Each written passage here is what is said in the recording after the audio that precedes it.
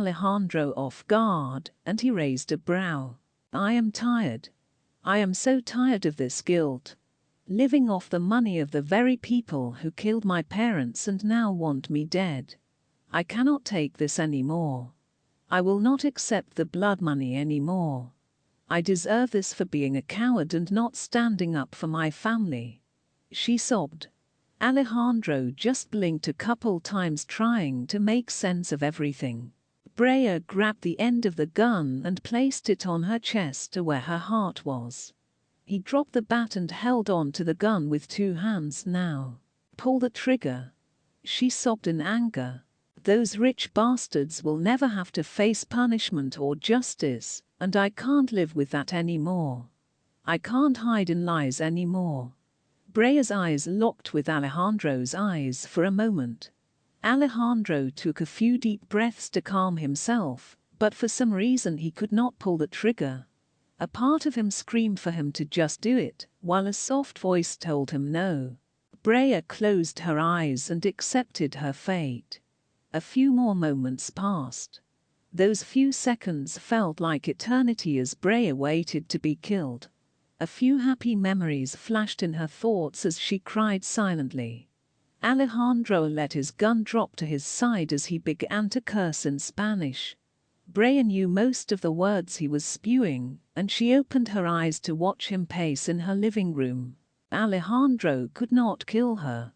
The words she spoke and her brave demeanor in the face of death reminded him of his youngest sister Angela. Memories of his sister played over in his mind. Her brave face right before her death. Alejandro put his gun away and placed one hand on his hip. His other hand wiped over his mouth, then face, and then through his dark hair. Brea watched him, wondering what he was doing. Alejandro was trying to calm down. His adrenaline was pumping, and he was supposed to kill this woman. If he did not, then others no doubt would come after her. He let out another curse word and placed his hands on his knees as he looked over at her. The way she was looking at him, he could have sworn it was Angela calling out for help. So, Brea broke the awkward silence. "You are not going to kill me?" she asked. Alejandro shook his head no. "The Rosses sent you, huh?" she asked as she reached up to clasp her robe closed and sat on the couch. "Yes. And they will send others." Alejandro stood up straight and watched her. "So why not just kill me?" she asked, not understanding. Alejandro took in a deep breath and took a seat in the chair beside the couch. "What you said about justice and punishment." Alejandro turned his head to face her. "What of it?" she spoke softly. "I was not always a sicario. I once was a judge," he confessed. "A judge? Like in a courtroom?" She twisted her face a bit. He looked too young to be a judge, and his mannerisms were off. "No, not that kind of judge." "What do you know about the supernatural?" Alejandro asked. "Well, at my job there is an elf that lives in the back storage room, but other than that, nothing," she disclosed. "Judges are humans blessed with supernatural abilities to defend God's people and others from darkness. Supernatural and or evil humans set to cause harm. Me and my younger sister Angela were trained in the ways of a judge. After she died, I left the crowd, or the judges. I used my abilities to gain cash." He paused and glanced to see if she was paying attention. Brea hung on to every word. It was crazy, yet she believed him. Brea also felt bad for him. She knew what it was like to lose family.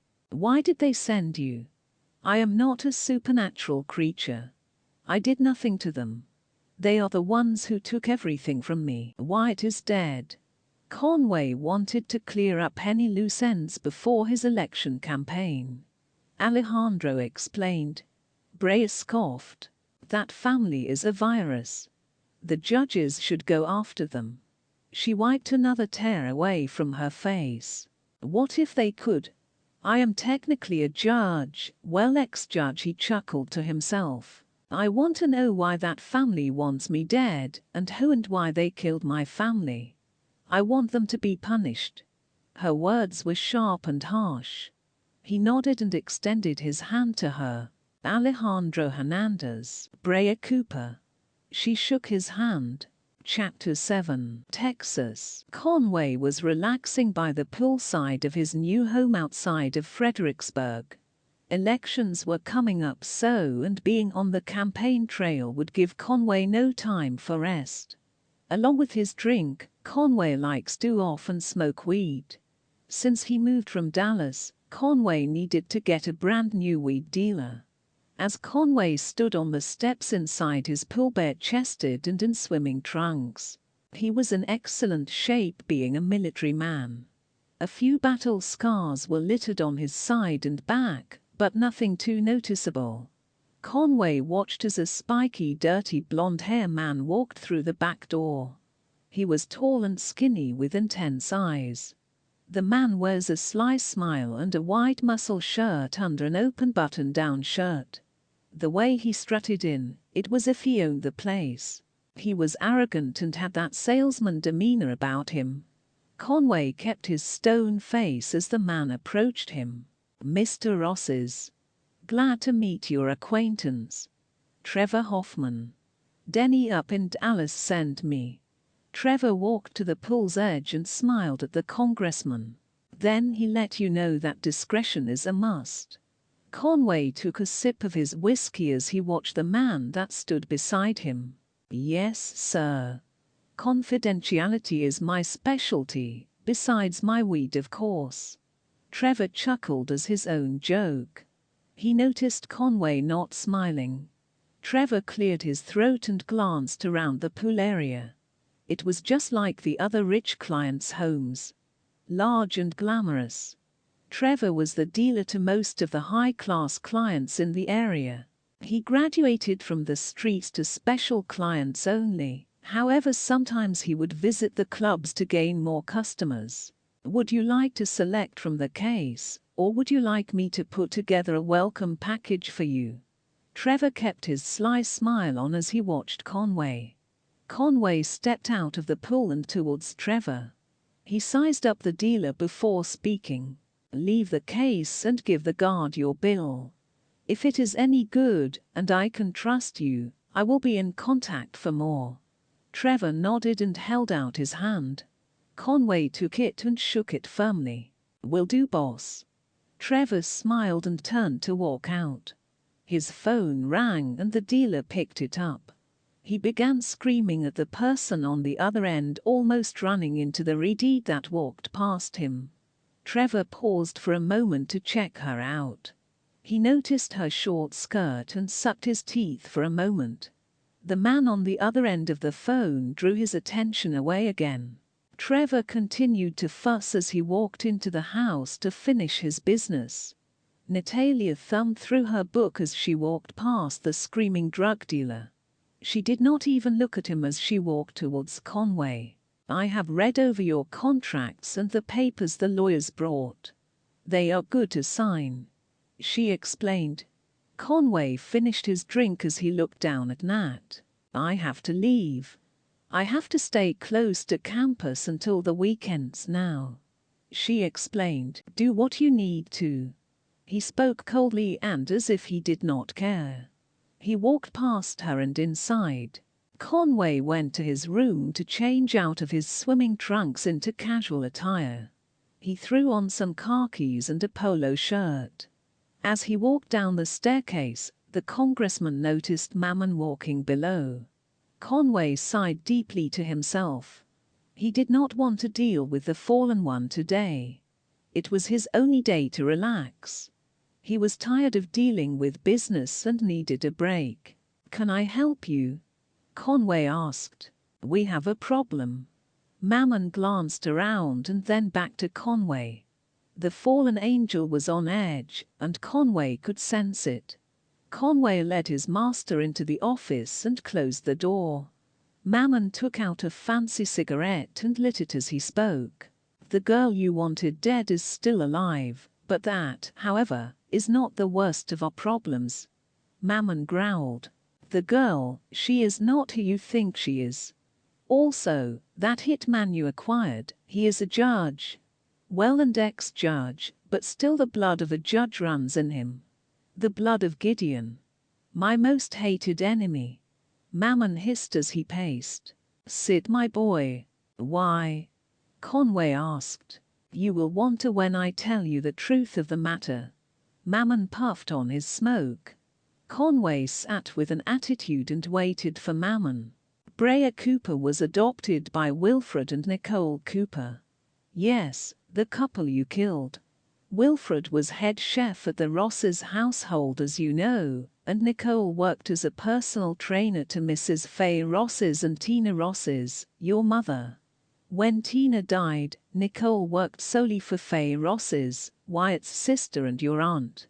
The two became close, and Faye almost considered Nicole as a friend, and not just the hired help.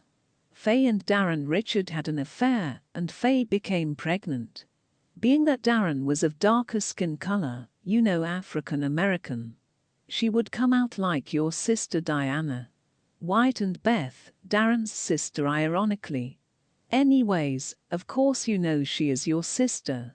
The fact that Faye's affair could not be played off as Faye's husband's baby since he was white, Faye had to do something about the baby. She did not want to abort. Instead, she would hide it and give the baby away. If anyone found out about her affairs, it could have ruined the business deals the Rosses had with Faye's husband and his family. Everyone slept with everyone, but no one got caught or said anything about it. The key was to keep your fling secret. The Filipino couple, the Coopers, were childless, so Faye helped them to adopt Brea. The moment Nicole laid eyes on the beautiful tawny or light brownish orange-colored girl, she fell in love. The couple raised Brea in a loving and strict home. They instilled values into the young girl as she grew. As a child, she did play with you until the couple was told not to bring her around anymore. The pain of seeing her daughter raised by another was too much for Faye. Eventually Nicole was let go, but her husband continued to cook for the family. And you knew the rest of the story. Mammon finished his story and his cigarette. He was right, Conway needed to sit to take all that in. This girl, Brea, he had a hit on was his cousin. No wonder why Wyatt did not just kill her. Wyatt had a strict rule about not killing family. Conway, however, did not. He was head of the household now. The hit would stand. And that hitman? Alejandro? Conway asked. Personal. But he needs to be killed. Especially now that he is helping your cousin. Conway rose a brow. Helping her? He asked. Yes. For some reason he did not kill her. He was spotted driving over the border this morning with her in the car. Mammon explained. Conway stood up and pulled out his phone. Let them come. She can join the family or die. Plus, we are already ahead of them knowing they are on the way here. It would be easier to trap them and dispose of them that way.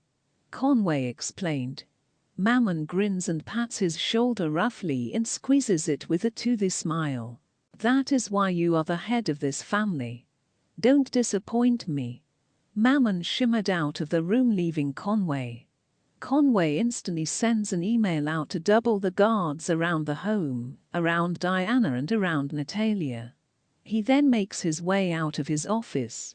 One of the guards holds the case of weed for him. Conway opens the case and selects a few items before walking to his room.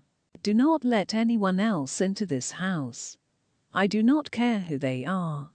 I am going to relax while I can. Conway barked orders at the men as if he was still in the military. He only hired guards that served in the military. The soldier bond they shared gave Conway reassurance that they would do everything in their power to protect and even lay down their lives for him and his family. Plus, they did as they were ordered. No questions asked. As Conway rolled a blunt in his room, He contacted his sister Diana. He told her everything Mammon revealed to him. I can't believe they hide that. Diana spoke on the other side of the phone. Wyatt really took secrets to the grave. Conway replied. He never called him father or dad. Not since he was a child. He had lost all respect for his father, and even in death he could care less about him. Have you heard from Harry? He never showed for the funeral, but neither did you. Diana spoke in a scolding tone. I could have cared less. Conway spoke as he sat on the edge of his bed. Yeah, well, this afternoon you need to show up for the will reading and signing of the documents. Diana reminded her brother. Yes, I am well aware. Conway was a bit annoyed. He did not like it when Diana tried to act like a mother and order him around. Harry is the luckiest one out of all of us. He ran off and lived his life away from this bloodthirst family. Well, last time I looked, Conway, you enjoyed blood. You were the soldier boy, remember? You tried to run away but came right back. Last time I remember Wyatt treated you the worst, and yet you show up at his funeral. Did you cry? Conway asked. I put on a nice show for the investors. It is all about showmanship, dear brother. Diana chuckled. Conway could not help but crack a rare smile. His voice lightened up and Diana could tell. You should receive an Oscar along with the business. Oh, is that a joke? Diana asked. You didn't know I was a comedian. Conway replied. If you are a comedian, then I'm the Queen of England. Look, I have to go put on a show again for the others.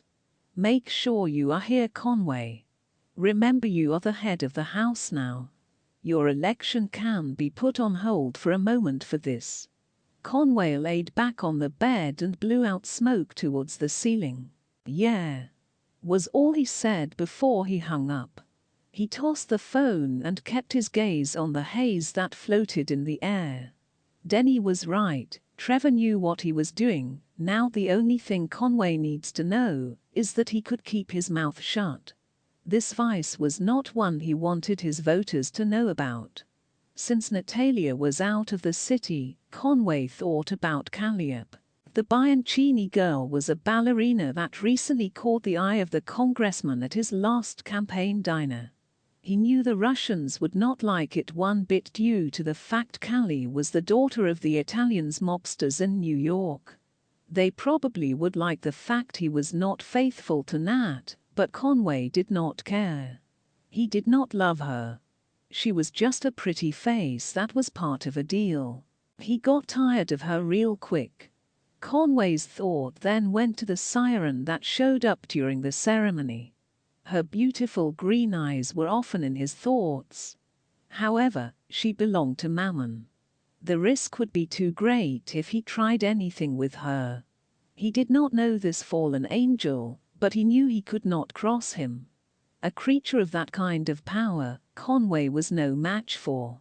Plus, he did give him and his family their every desires.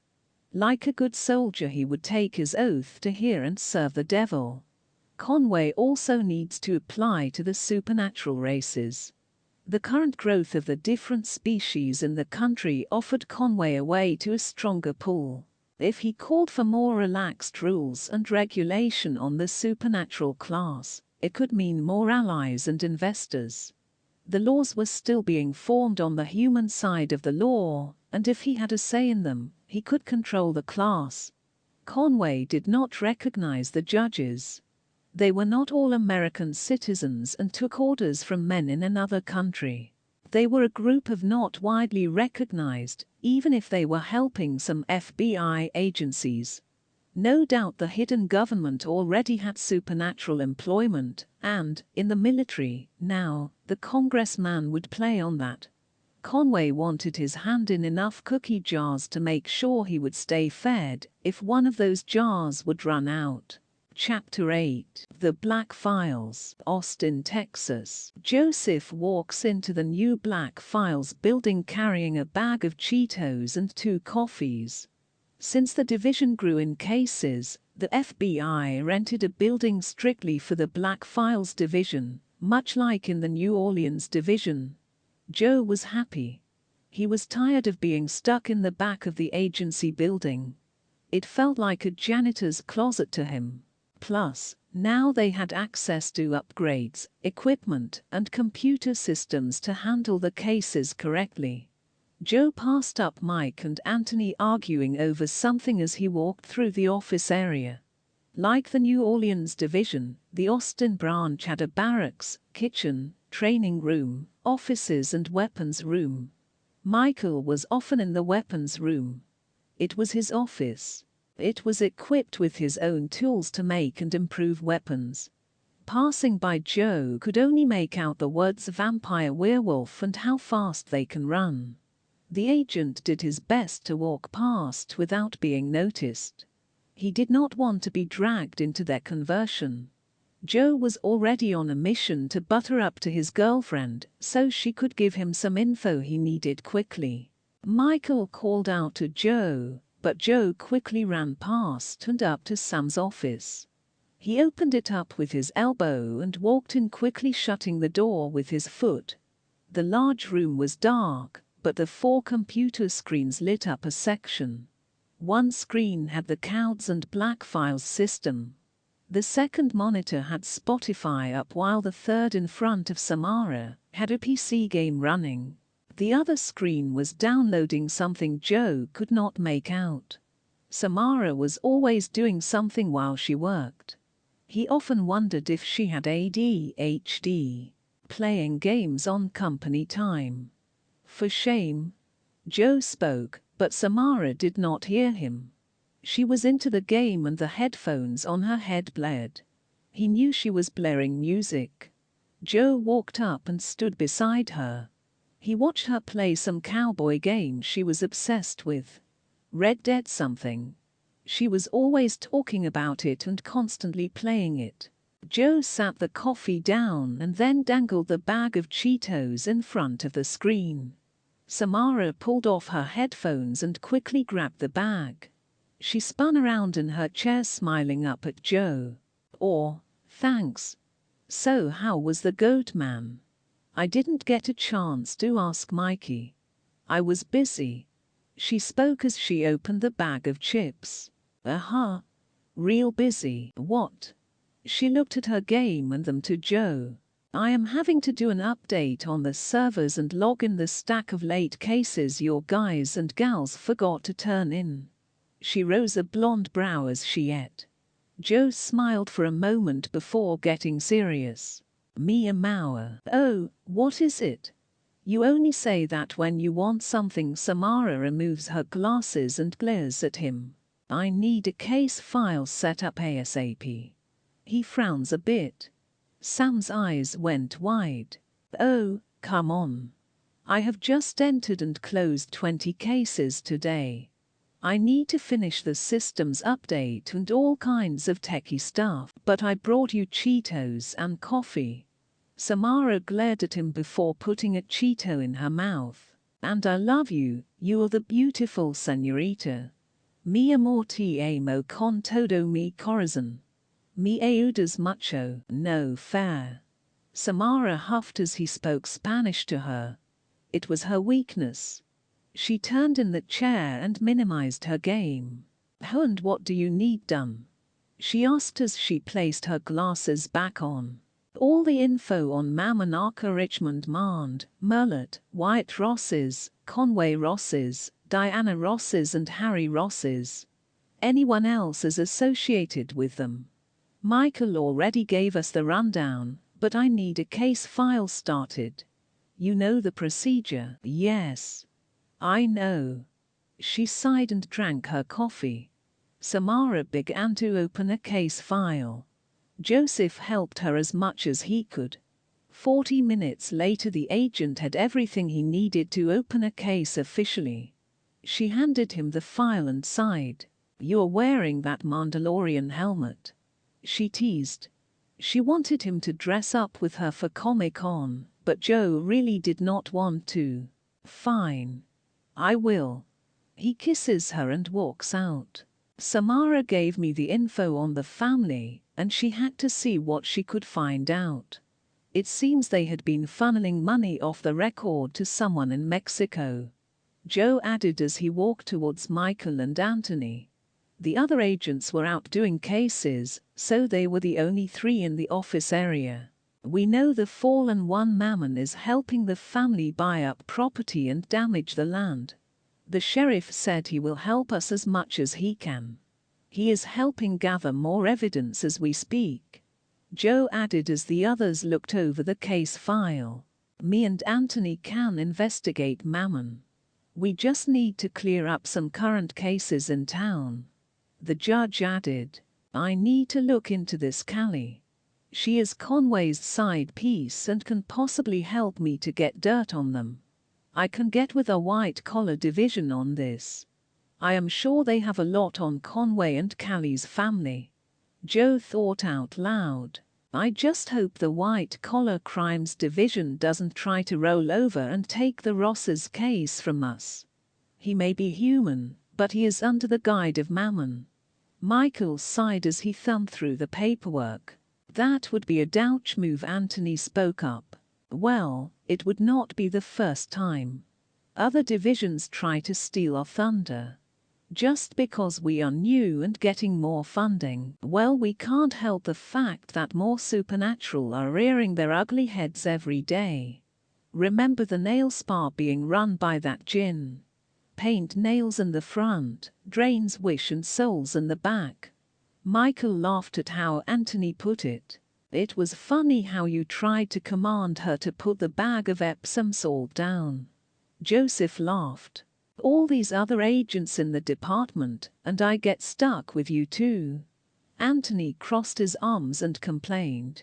Or, should be happy to run with the boss. Joe teased. I'm not a suck-up. Anthony sucked his teeth. Well, the others were already agents in the field, you were fresh from the police force. Michael explained.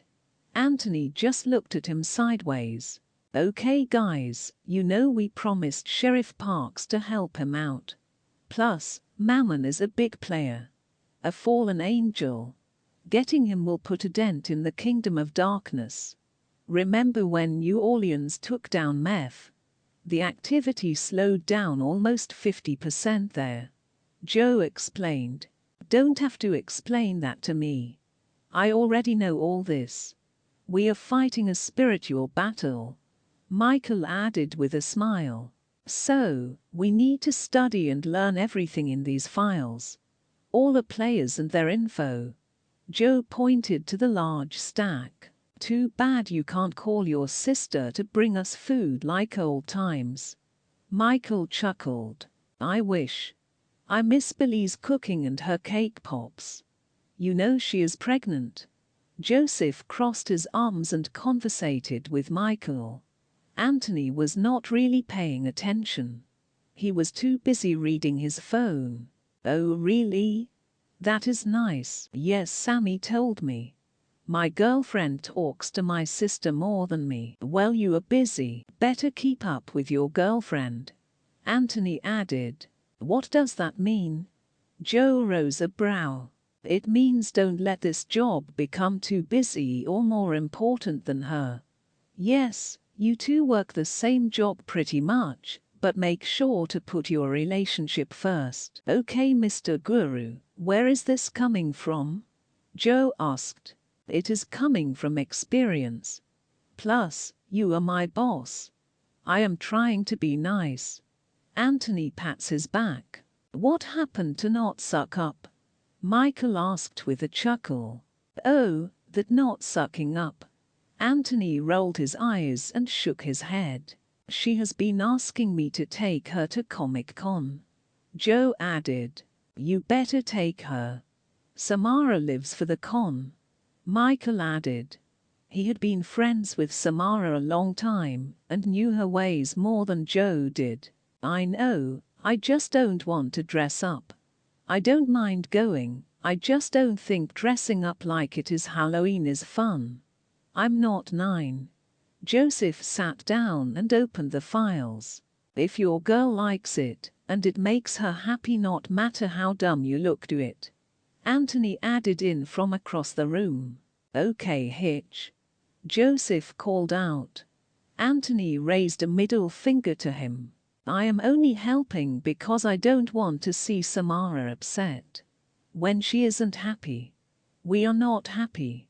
Remember when she watched Star Wars and Kylo Ren died? We suffered along with her. Michael reminded Joseph. Don't remind me. Joseph huffed. Oh, I will. And that isn't the worst Sammy feared. Anyways, I need to get to work on Wilson's service weapon. I was supposed to finish this week, but we had to go after Billy the Goat. Michael made his way to the weapons room. What happened to that thing? Anthony asked. Probably being diced and turned into McDonald's hamburger meat. Gross. Hey, you never know what they put in that meat. I am telling you, one day we are going to have a case where some restaurant is serving something crazy. Wasn't that a Buffy episode? I think so. Hey, I didn't know you watched Buffy. Joe rose a brow and looked at Anthony. Come on, dude.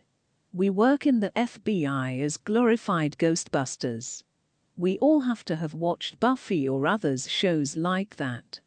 Anthony explained. Joseph nodded his head and turned to continue reading. True.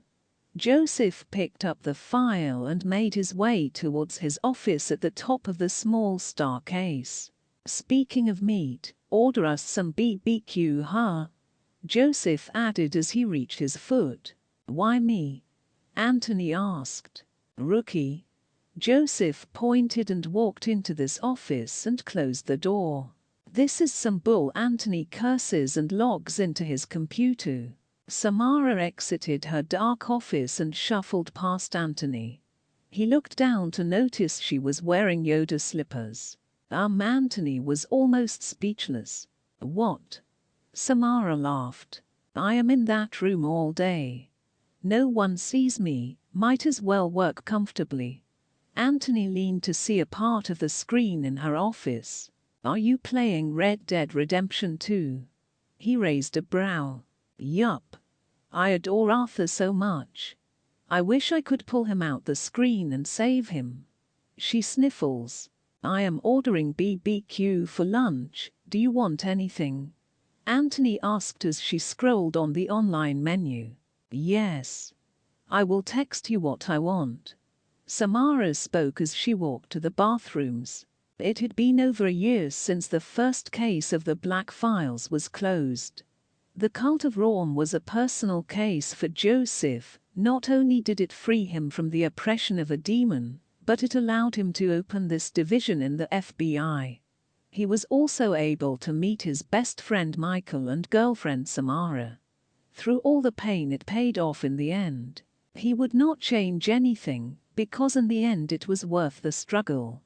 Joseph opened his top drawer and looked at the small velvet box inside. He loved Samara and wanted to settle down with her. He was just a bit nervous to ask her. They had been so busy lately also, he did not have the time to plan it out on how he was going to ask. The two had been dating over a year now, and Joseph knew she was the one for him. She was smart, beautiful, funny, and kept his spirits up. She supported him and the two just got along. They had the same views and values and his family adored Samara. Joseph quickly closed the drawer when Michael knocked and came into his office. He was holding the gun he was working on. Hey dude, look at this. He smiled and sat the gun on Joe's desk. Joseph picked up the gun and looked at the gun. The design work on the gun and accessories were beautiful. This is for Wilson. Heck, I might keep it. Joseph joked. Michael laughed a bit and took it back to show Joseph all he did. The judge enjoyed his work. He was grateful for the new build. It had a blacksmith and weapons room that allowed him to do his work at the agency. Michael had recently moved out of his apartment and into a home outside of town. He settled there permanently in order to work with the agency. It also helped Austin's presiding judge out. The regional judge would not have to worry about dealing with the black files. Michael was solely there to be a liaison and to help the agents make decisions. The crowd likes to have the few judges around the states to do this. It helped not only the humans, but the judge takes down the creatures and fallen ones scattered around. The judges in their own sections were having tough times as it was. The extra help was needed. Michael was still single, and Joe always picked on him for that. It was all right though. Michael just let it slide off his back like a duck in water. He did not want to have another relationship. He could not love anyone else like he loved his wife Grace. She was his soulmate, and he would see her again when he passed through the pearly gates in the end. The new guy Anthony was fitting in nicely. Michael admired his go-get-em attitude. The two often argued about a few things, but it was more of a playful arguing like he did with Joe. The three had grown close over the past months. So many cases caused the two to be on the road a lot. The Austin branch had to deal with most of the surrounding areas in Texas. The FBI was doing their best to train and build new sections throughout Texas and the other states, but it took time. The money, resources and red tape needed to be hashed out. Plus, they had to train new agents not only in the FBI's qualifications, but now they had to add the supernatural aspect to this. Their laws and procedures were new and quite different than with humans. The crowd helped as much as they were allowed to. In the end it was up to the country on how they wished to deal with them. Michael let the gun fall to his side as he stood there talking to Joe. Anthony joined them inside his office, and the two continued to go over the current case, as well as the past cases. Joseph made a note on his phone to call Sheriff Parks to let him know everything. He made a promise to help him and his community fight back these people and creatures. He wished he had more agents to send and help, but there were only the three of them. His small crew was already spread thin throughout the state. After lunch we can get with Parks and try to make a solid plan, Joe added. The three nodded in agreement. Chapter 9. Brea sat in the passenger seat silently as Alejandro drove onward. The two had left in a hurry, but Brea made sure to leave a note to Christina that explained everything. She also wanted Christina's mother to feed and take care of Fern. Brea knew they would. The young woman needed to leave. She needed to settle with this Rosses family. Brea did not exactly know what she was going to do, but she was tired of hiding. Brea was going to get the whole truth and hopefully justice for her parents' death. They still were 6 hours away from Austin. The two did not exactly know what they were going to do other than to confront Conway. Alejandro knew Conway would have plenty of guards, so he did not know how he was going to play this off. He also did not know if the crowd would even talk to him. They probably would lock him up the moment he reached out to them. Ryden, his old judge mentor, would probably never talk to him again. Alejandro turned his back on him and the judges. He did not blame them one bit if they wanted to toss him in a cell and throw away the key. The prison he would be tossed into would be worse than a human one. The supernatural creatures, supernatural humans, and judges who broke the law had to be separate than humans. Being their powers and strength, they could not be housed with the human criminals. All these thoughts ran through Alejandro's mind. At least he could do one good thing before he was either killed or tossed in a cell. He could not help his sister, but he can help Brea. Thank you, Alejandro. I know this must be hard for you. Brea spoke up. Huh? Oh. Yeah. You are welcome. Alejandro shook out his days and listened to Brea. I just hope this doesn't hurt you. I know you said you left the judges and were a criminal. I don't want you to get in trouble because of me. Brea glanced over towards him. I got myself into the mess really. I am the one who left and picked up the lifestyle of a killer. He explained. I would have got caught eventually. He chuckled. What kind of powers do you have? You said judges have different abilities. She was curious about his world. Well, all judges are blessed with the ability to see the supernatural, pass their glamour into the truth. We are stronger and can heal faster than normal humans. Some even live longer. I have superhuman accuracy, enchanted aiming, precision, targeting, and marksmanship. I can use anything as a weapon and hit my target no matter what. That is why I rose in the ranks of a sicario or hitman so well. I always got my target. Wow. That is something. The only thing I can do is sing. Brea chuckled. You do have a nice voice. Alejandro agreed. Well, you were there stalking me. Brea glanced at him playfully. Following. What is the difference? Brea raised a brow but kept a smile on her face. I'm not a creeper. I am a professional. Whatever you say, Al. Brea shrugged and put her feet on the dashboard. So, is there a plan? Or do you go in guns blazing? She asked about their current situation as her demeanor changed to a serious tone. Honestly, I have no clue. However, I will protect you even if I have to kill Conway. Alejandro shifted in the driver's seat as he pressed the gas pedal. Conway sat in his office smoking the weed he bought from Trevor earlier that day. He just returned from the will reading and the long process of signing documents. He sat his glass down and untied his blue tie, tossing it to the desk. Tomorrow he will start his campaign trail. He kept his side of the deal. Now Mammon needed to make sure he would stay in office. He would have to put on a fake smile and talk a big game. All those lies and false emotions drained him, but Conway loved the power it held. The congressman rolled away from the desk and walked out of his office towards the backyard.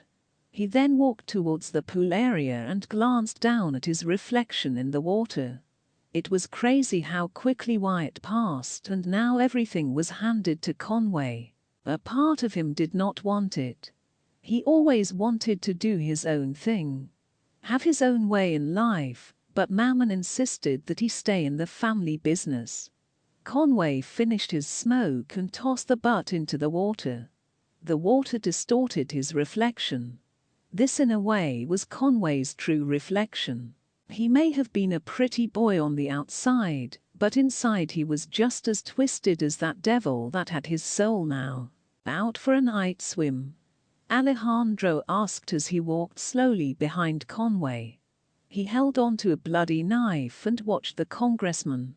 Conway slowly turned around to see the blood drip from the blade. His hazel eyes then investigated Alejandro's dark ones. Conway's attention was then turned to Brea as she stepped out from behind Alejandro. Are you here to kill me? Conway asked as he kept his stone-cold face glaring at Alejandro. Or is she going to? He asked, turning to Brea.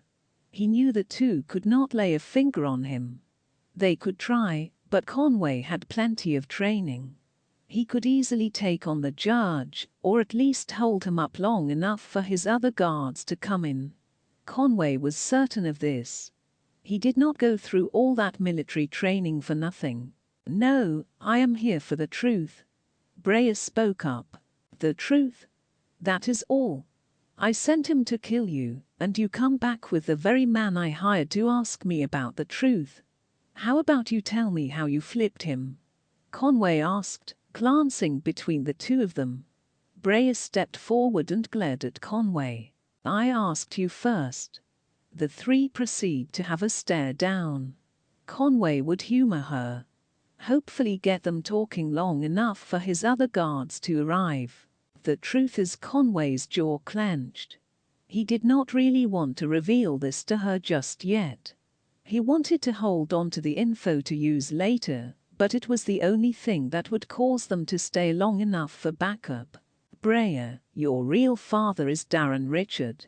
Him and Diana's mother Beth own a drilling company in Louisiana. Your birth mother is Brea Rosses, Wyatt Rosses' sister, my aunt. You are my cousin. Bea gave you up for adoption to avoid the scandal of the adulterous affair. Bea was married to another person at the time. The reputation of the family was at stake. If the groom found out, it would mean the marriage and future business with the company would fail. She then gave you to a couple in the same city that worked for us and paid them well.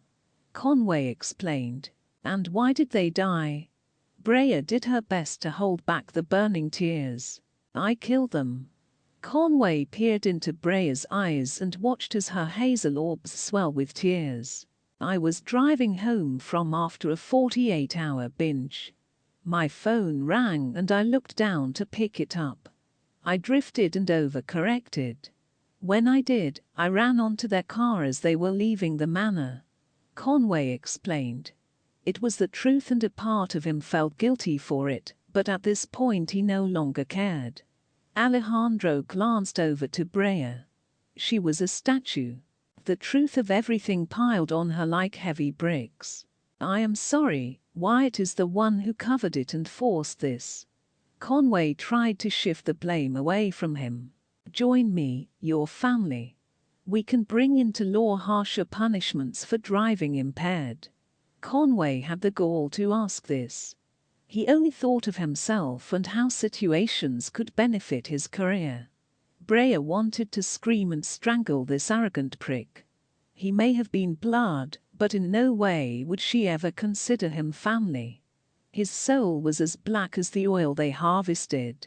Conway broke eye contact from her as his guards began to file in. You can join us, or you can die along with your judge friend here. Conway stood up straight. Wyatt may have not wanted to kill family, but he is dead now, and his rules died with him. It doesn't matter, because I am not your family. She hissed.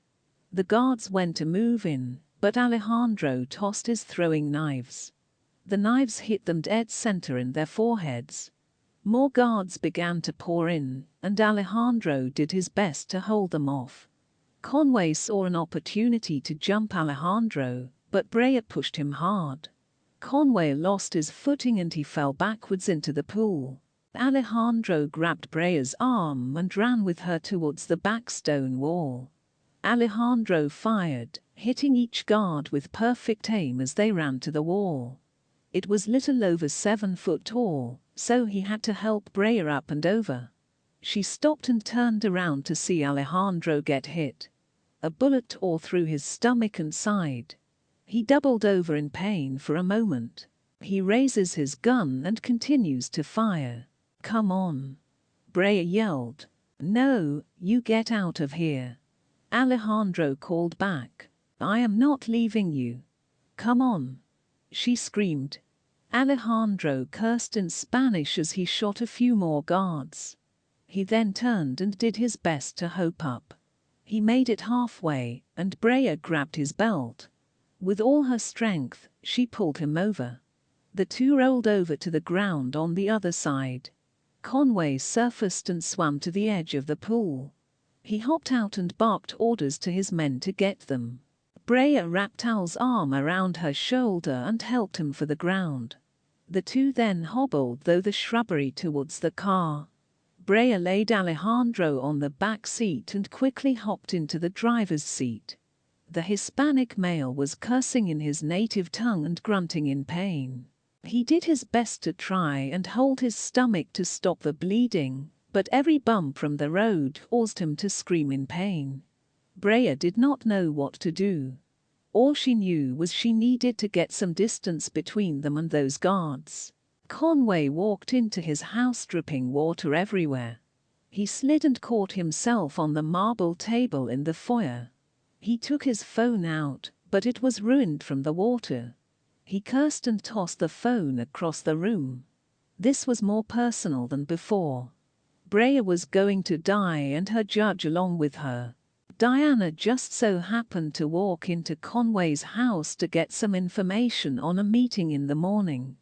Her heels walked over the busted glass of the front door as she tried not to slip. Her and William stepped over a few dead guards as she made her way towards her brother. He was fuming and soaking wet as he sat on the bottom steps that lead to the second story of the house. The police were there taking statements from everyone. Diana looked Conway over as William walked to get more info from the police. "Conway, are you all right?" she asked and lifted his chin. He yanked his face from her touch. He was pissed. Diana did not protest. Instead, she stood there silently waiting for him to talk. "Brea and the hitman I hired to take her out did this," he explained through gritted teeth. "What? Why?" Diana was lost. She did know about the girl he wanted dead, so the family did not have to continue to pay her hush money. But that was all she knew. "I guess she really is a Rosses." He spoke and looked up at Diana. Diana turned her head sideways as she looked down at him. "Come again." Mammon finally spilled the beans. "Our aunt hooked up with Darren, your mother's brother. Brea is the love child she tried to hide. That is why Conway caught himself before he said Dad. Wyatt. That is why Wyatt had her shipped off. She did all this." Diana looked at the dead men and at her wet brother. "The hitman I hired. He is an ex-judge. I guess he felt sorry for her. I do not know Diana.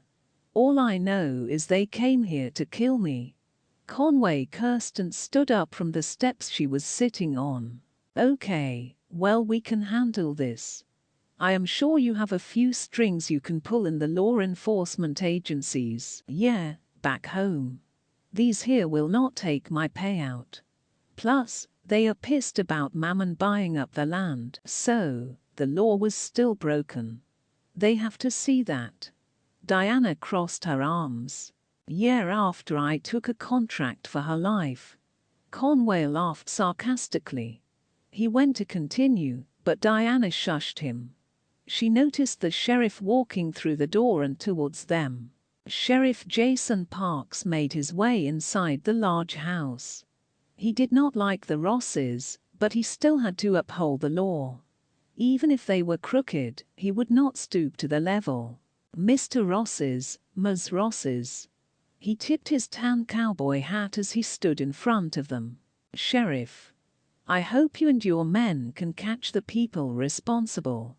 Diana crossed her arms and looked the man up and down. Jason did not care if these people were rich or not. He was going to let them know what was on his mind. "Look, lady." This causes Diana to blink and uncross her arms. She had never been talked to in that way before. "Me and my men are going to find out who the people responsible for this were, but if you or any of your people were involved to cause this, I will not hesitate to bring all of you in cuffs. This is not Dallas or Washington. You break the law, you get locked up around here." He spoke with a gruff and pointed at Conway and Diana. "This place was quiet until you and your family moved in. Between you and Mr. Mond and his banks hurting the good hard-working people around here, the sheriff was letting them have it. How are you going to come into my house and accuse me of?" Conway was pissed. He went to buck up to the sheriff, but Diana wedged herself in front of him to stop her brother. Jason got right in Conway's face. "I am warning you. I don't care if you work for Washington or what your name is or how much money you have." The two continued to argue until Mammon walked in. Now, gentlemen. You are squishing the poor lady." Mammon spoke up. Jason backed up and glared at Mammon. Diana fixed her suit coat and stayed in front of her brother. "Speak of the devil and he comes," Jason grumbled. "Same goes for you, Mr. Mond.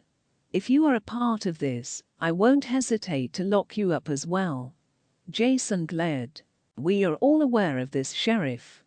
But this is not the Wild West anymore. There are laws and regulations, all which you are aware of." Mammon spoke softly. Merlot walked in and stood beside her master. Her green eyes glowed as she looked at the sheriff and then to Conway. "Now, can we please have a civil conversation?" Mammon asked. Jason adjusted his hat and remained quiet. "Conway will be happy to give a statement and clear anything up." Mammon smiled as placed his hands in his pocket. "Good, because I will need one. Tonight." Jason barked before walking out and past them. Mammon looked down to Merlot. She nodded as if they spoke telepathically and followed the sheriff. "She will calm him down. Now let's get your story straight." Mammon clasped his hands together with a smile. Chapter 10. Alejandro was in the backseat still bleeding, while Brea drove down the dark interstate. They were being tailed by a police caravan. Brea gripped the steering wheel tight as she sped down the road. This was the first time she was in any kind of trouble. All her life she kept her nose down and out of trouble. Now she was being chased by the law, while her new friend was bleeding in the back seat of this rental. Brea quickly looked in the back seat when Alejandro grew quiet. The whole time he had been cursing and muttering in Spanish, but he stopped. He was still awake and alive. He was lifting his shirt to inspect the damage. Brea turned back around and took a deep breath to try and calm her racing heart.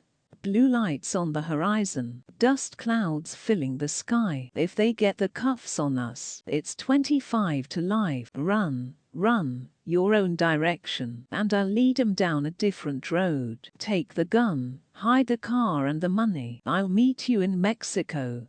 Brea sang nervously as she tried her best to speed past the cars. "You owe me a drink." Alejandro laughed and regretted it as soon as the laugh escaped his mouth. He winced in pain as his blood hand held onto his stomach. The bleeding slowed a bit, and he was starting to heal, but Al needed a doctor. Brea continued to hum the song as she did her best to drive. This dumb song she sang on stage when they first met was now their anthem. Brea was doing everything possible to not freak out. It was close to midnight when Joseph got the call. It was Sheriff Jason, the same one who he forgot to call earlier in the day. The sheriff explained everything that was going down at Conway's house. He let the agent know that his men were chasing the car as they spoke, and they were heading east towards Austin. Joe thanked him and quickly called the others. The local police department and the 3 FBI Black Files agents would set up a barricade to stop them. Joseph knew whoever was involved would have knowledge on Conway, and they could use it in the case. Joseph, Michael, and Anthony quickly made their way outside of town as they followed the squad cars in front of them. Anthony was half asleep and rubbing his eyes in the back seat. Michael was already at the station finishing up a few weapons when Joseph called everyone in. "It is an hour and a half from Fredericksburg to Austin. They are already 30 minutes in, and if they keep traveling towards us, we can hopefully meet up with them in less than an hour," Joseph explained. "They placed a barricade here on 281, so, if they don't veer off we can catch them here on 290. Michael brought up the GPS and showed Joe who was driving. Joseph nodded and kept his hands on the wheel. Alejandro let out another yell which startled Brea. She turned to see what he was yelling at. "I can't heal properly with this bullet in me." He made more painful noises as he tried to dig the bullets out. "Don't do that." Brea took one hand off the wheel to swat at him. "We have to get you to a doctor, Al. I have to pull over and let them take us." Brea looked at the cars who were still behind them. No, we can't outrun them, Al," Brea yelled. Alejandro knew she was telling the truth, but he wasn't going to give up just yet. "If we give up now, Conway wins. We have no choice. We can't outrun them. Maybe we can explain to them everything. You know it wouldn't matter. He is a rich snob. They always pay their way out. We will be thrown under the jail or killed." Brea cursed and slammed her hands on the wheel. Brea squinted through the darkness to see the road ahead blocked with flashing lights. She turned back to Alejandro and then began to slow down. "I am sorry. There is nowhere else to go." Brea stopped the car and put it in park. She turned and took his hand and squeezed it. "Thank you for your help." Brea then unbuckled her seatbelt and opened the door. "Brea," Alejandro called out from the back seat. She held her hands up and walked towards the lights. The police commanded her to get on the ground, and she did as she was told. They arrested her and brought her to one of the cars. The other police walked towards the car. They noticed Alejandro bleeding. One officer called in for an ambulance, while the others peeled him out from the back seat. Obscenities were filing as he cursed them out in English and Spanish. Brea just sat in the back of the cop car, saddened and hopeless. Joseph pulled up and quickly hopped out, followed out by the others. He flashed his badge to the commanding officer. Joe then begins to explain everything to him. Michael heard the Spanish cursing and turned to notice the man on the gurney. Michael walked away from Joe and Anthony and walked closer to get a better look at who they were putting into the ambulance. Anthony noticed Michael watching them wheel a man into the ambulance and walk towards the judge. "You know him or something?" Anthony asked. "I do actually. He is an ex-judge." Joseph finished talking to the officer and walked up behind Michael. "He is a what?" Joe asked. "His name is Alejandro." Michael then began to explain to the others who he was exactly. Alejandro comes from the line of Gideon. As is the pattern throughout the book of Judges, the Israelites again turned away from Yahweh after 40 years of peace brought by Deborah's victory over Canaan, and Midianites, Amalekites and other Bedouin peoples harried Israel for 7 years. God chose Gideon, a young man from the tribe of Manasseh, to free the people of Israel and to condemn their idolatry. The angel of the Lord, or the Lord's angelic messenger, came in the character of a traveler who sat down in the shade of the terebinth tree to enjoy a little refreshment and repose, and entered into conversation with Gideon. The narrative has echoes of the meeting between Abraham and the visitors who came to him in the terebinth trees of Mammon and promised Abraham and Sarah, in their old age, that they would have a son. The angel of the Lord greeted Gideon. "The Lord is with you, you mighty man of valor." Gideon requested proof of God's will by 3 miracles. Firstly, a sign from the angel of the Lord, in which the angel appeared to Gideon and caused fire to shoot up out of a rock, and then 2 signs involving a fleece, performed on consecutive nights, and the exact opposite of each other. On God's instruction, Gideon destroyed the town's altar to Baal, and the symbol of the goddess Asherah beside it, receiving the byname of Jerubbaal from his father. Therefore on that day he, Joash, called him Jerubbaal, saying, "Let Baal plead against him, because he hath thrown down his altar." He went on to send out messengers to gather together men from the tribes of Asher, Zebulun, and Naphtali, as well as his own tribe of Manasseh, in order to meet an armed force of the people of Midian and the Amalek that had crossed the Jordan River, and they encamped at the well of Harod in the valley of Jezreel. But God informed Gideon that the men he had gathered were too many. With so many men, there would be reason for the Israelites to claim the victory as their own, instead of acknowledging that God had saved them. God first instructed Gideon to send home those men who were afraid.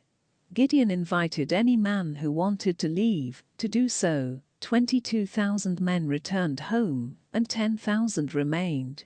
Yet with the number, God told Gideon they were still too many, and instructed him to bring them to the water. "All those who lap the water with their tongues, as a dog laps, you shall put to one side. All those who kneel down to drink, putting their hands to their mouths, you shall put to the other side." The number of those that lapped was 300, but all the rest of the troops knelt to drink water. Then the Lord said to Gideon, with the 300 that lapped I will deliver you and give the Midianites into your hand. Let all the others go to their homes. During the night, God instructed Gideon to approach the Midianite camp. There, Gideon overheard a Midianite man tell a friend of a dream in which a loaf of barley bread tumbled into the camp of Midian, causing their tent or camp to collapse. This was interpreted as meaning that God had given the Midianites over to Gideon. Gideon returned to the Israelite camp and gave each of his men a trumpet and a clay jar with a torch hidden inside. Divided into 3 companies, Gideon and his 300 men marched on the enemy camp. He instructed them to blow the trumpet, give a battle cry and light torches, simulating an attack by a large force. As they did so, the Midianite army fled. Gideon sent messengers ahead into Israel calling for the Ephraimites to pursue the retreating Midianites and 2 of their leaders, Oreb and Zeb. Gideon and the 300 pursued Zebah and Zalmunna, the 2 Midianite kings.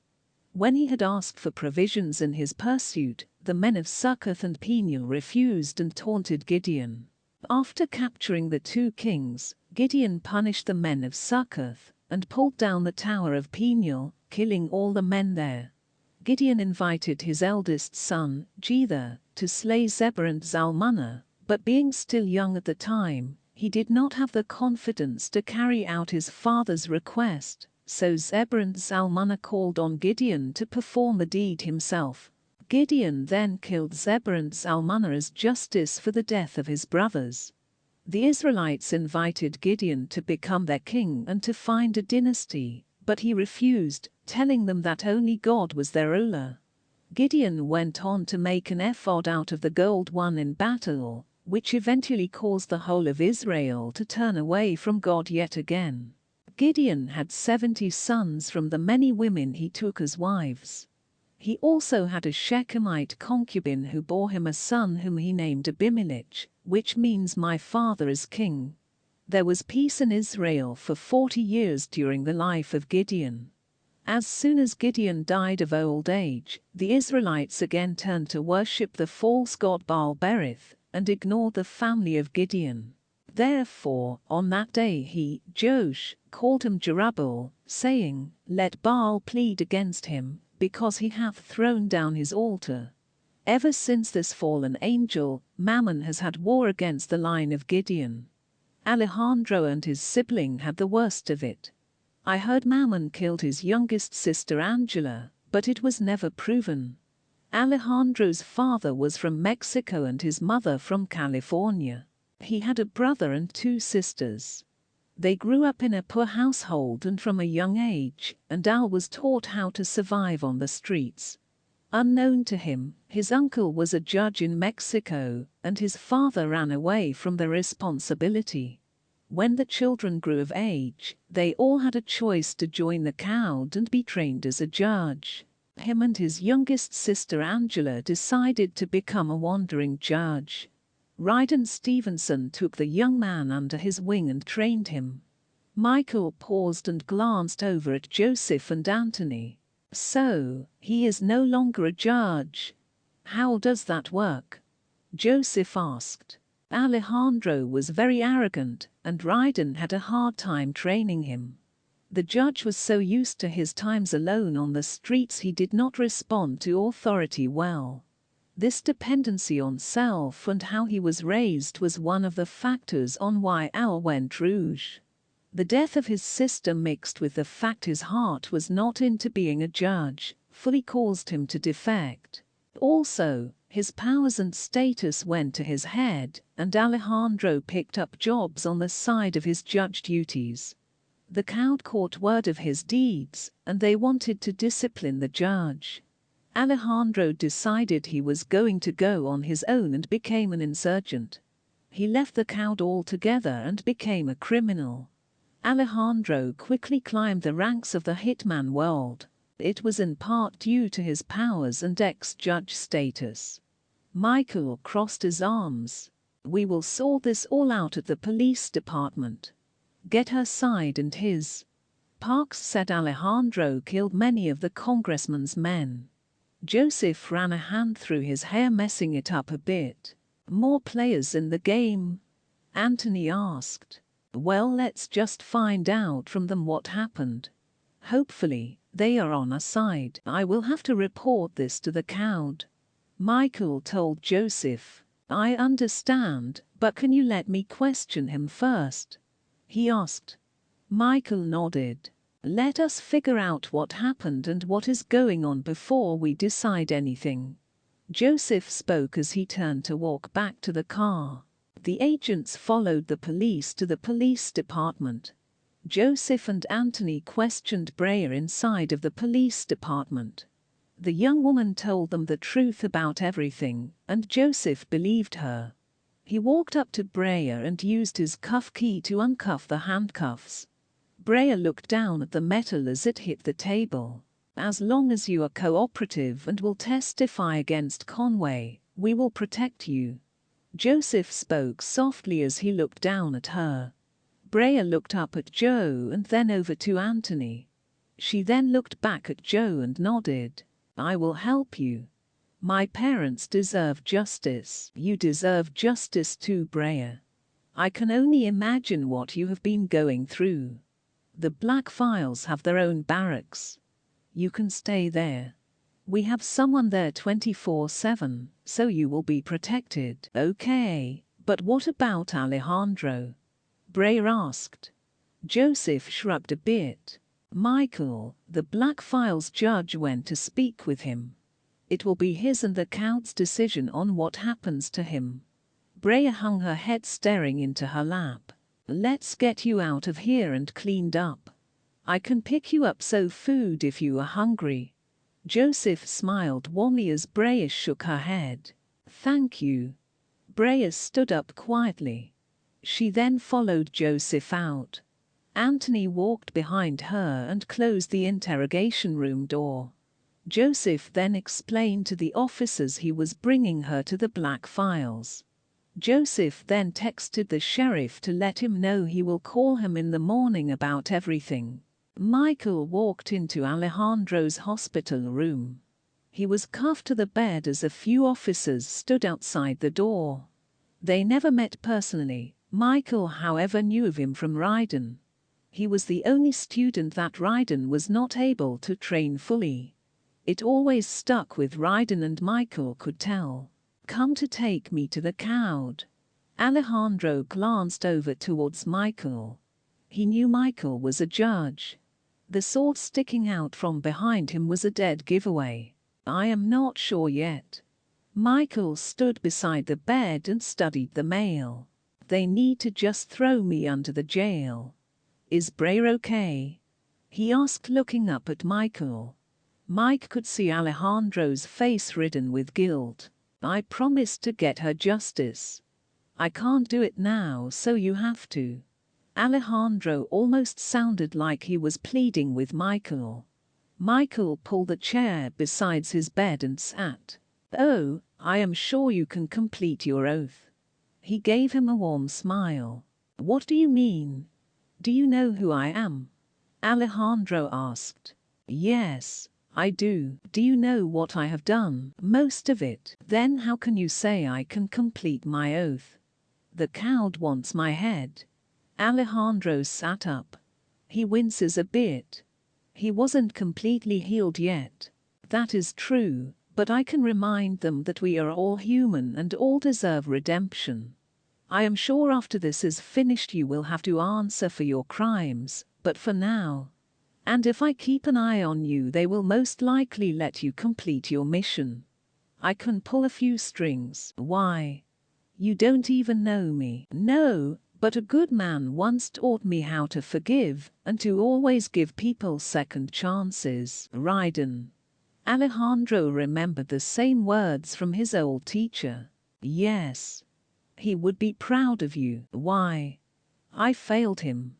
I defected and went out into the world and killed many. Some were innocent humans. Remember the prodigal son. You know, you sound just like him. Alejandro shook his head. Michael gave him another warm smile. Rest up. I will talk with the Count and with Joseph Antonello. He is head over the Black Files division here in Austin. I am sure he will not mind another judge helping on this case. The two judges continued to exchange conversation well into the night. Chapter 11. Conway and Diana stood in the middle of Conway's living room, both terribly upset. Mammon had a seat while Merlet sat on the arm of the chair. The fallen one smiled over towards the Rosses as he remained calm. We need to try to figure out how to stop them and cover this up. Diana spoke up harshly. William was not there. Diana had him do a food run for them. She knew it was going to be a long night. Brea is family, but that creed about not harming family died with Wyatt. Plus, I gave her a chance to join us. She refused. Conway tried to justify himself. I am just worried she will go to the press and try to ruin everything we have set up so far. Diana added. She did not care if Conway killed the girl or not. She was more focused on Brea tainting the progress she had made in the company. Believe me, this is going to be much harder. Not only do we have to worry about this moral sheriff in this town, but now the judges and the Black Files will be involved. Mammon informed them. So? Conway spat out.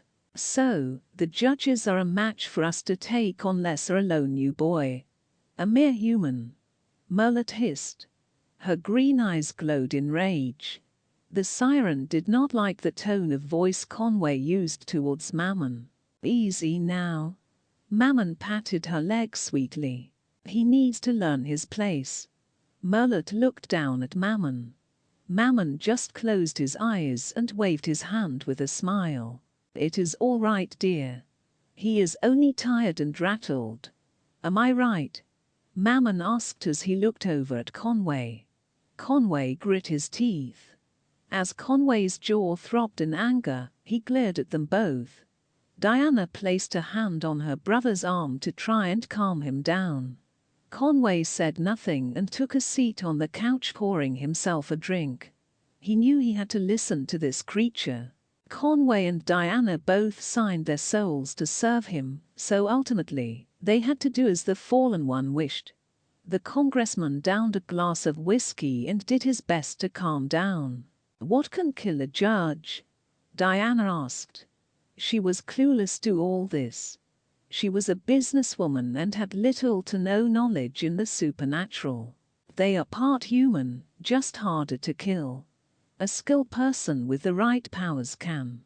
I could, but I do not get my hand dirty with that. They are blessed and protected by their God. Us fallen ones and our children, the demons, have limits in dealing with them, but other humanoids who wield power can defeat one. One, but you have two to deal with. Two. He held up two fingers and wiggled them. So, what do you suggest? Conway spoke once more. Anger still in his voice, but he tried to be more respectful. Alejandro, the hitman and ex-judge you had hired, even though he has tried to redeem himself, he is still weak. Years of disobedience and sin has tarnished his soul. I doubt he has repented of this. That boy has pride. We need to focus on getting him out of the way first. Meanwhile, you need to stay clean-cut. Also, we need to push for the new laws to be signed into Congress. That set of paws protects us and others of my kind in a human legal court. This is a spiritual battle, but the judges are partly bound to the natural because of legal matters of men. If they wish to continue as a guild and do their jobs without humans hunting them and tossing them into prison, they must obey the laws of the land. Soon they will defect and claim they serve God first. This will cause them to become the very criminals they fight. Mammon grins. This is how we defeat them in the long term. You are particularly important to me and a cause in the kingdom of darkness. Your bill will cause the humans to love and respect and protect the darkness. Soon it will open the door for the end and the one true ruler Lucifer to step forward. Of course, you know the whole prophecy of the Antichrist and the one world government. It does not happen all at once. No, it takes small laws like this to ease those sheep into loving and protecting us. Once you have their love and their morals are depleted, we can usher in other laws that would never be able to stand in the past. Such laws that outlaw not only the judges, but the very word from God they serve. The Bible and all those who live by it. Slowly weed out our enemies and control the mass by our doctrine. Mammon explained. And those fools will accept the new chains as freedom. Merlet added. That's the end game. To control everyone. Conway asked. They will take a knee or lose their head. Mammon nodded. What about Brea? Diana asked. Maybe your uncle can persuade her to join their family. The Richards. If she does, she will be on our side without even realizing it. Mammon turned his attention to Diana. The Richards family and company are on our side. Yes, but we create a false narrative. Let Darren know everything. Tell him to tell Brea due to Conway trying to kill his daughter, he wants to leave the business partnership of the Rosses. Brea can join them and help take down Conway and the Rosses business. Mammon explained. Diana took a seat beside her brother. That is actually a good idea. Only allow Darren and your mother to know the truth. This has to look completely real to everyone else. Mammon added. Just like my fellow fallen brothers who are in the shadow government. We set the narrative. Chaos, solution, order, control. I am sure there will be a few who we cannot fool, but we will just label them as crazy conspiracy theorists. The mob and the masses mentality rule the vote. Conquer their minds and emotions, conquer them. I do the same with my business. The thing people love the most is money. It is what makes the world go around. Affect their money, you affect them. Heck, Judas betrayed Jesus, God himself in flesh form, for a mere 30 pieces of silver. Mammon stood up and adjusted his suit. Just relax, Conway. We have a plan, and it will all work out. Mammon then excused himself, and he and Merlet walked out of the living room. As he went to exit the mansion, William was entering with a brown bag of food. Mammon stopped the mail. A word of caution. Don't let your love for the human Rosses female blind you. In the end, if she betrays me, I will have her soul and life. Do not allow love to trump your allegiance to me. Not only your life, but the life of your clan are mine. Mammon's eyes shimmered gold as he spoke. William stood there a bit shocked at the word the fallen angel spoke to him.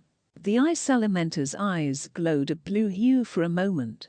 His emotions were given away by his eyes. Make sure you make the right decision. Your allegiance to the darkness and your god Lucifer, or to that human. Mammon stood a moment to look him over before pushing past him. Mammon and Merlet then extend the mansion, leaving William in the doorway. William loved Diana with all his heart, but if he knew if Diana ever betrayed Mammon, he had every right to punish her. If William stepped in between them, not only would he lose his life, but the life of his clan. The other ice elementals that lived in Chicago. Part of the deal he made with Mephistopheles and now Mammon was for his people to thrive. If he betrayed the fallen angel, it would be the end of them all. William's forefathers were a mixture of witches and druids who made a pact with another fallen one to gain power. Down the line they acquired the power of ice and winter. Hunters and judges had attacked and lessened their population, causing most to run into Canada into the wilderness. The few remaining hide in the Chicago area. William soon was picked up by the fallen one Mephistopheles to serve him. He served him well and was then placed over Diana as her security.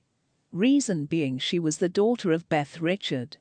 Beth Richard was under meth as well, but all his contacts were given over to Mammon due to their agreement if anything should happen to meth. William's thoughts were running as he walked into the living room.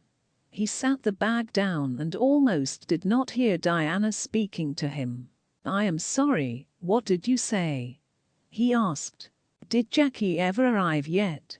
Diana asked as he stood up from the couch to walk towards him. "Yes, she is settled in the Rosses family mansion in Dallas. I have also called in a few more guards to cover the place. Most are supernatural, so she will be double protected. I have also called in more for your protection, Mr. Rosses." William spoke to Conway. Conway nodded to acknowledge William as he began to take out the food he brought.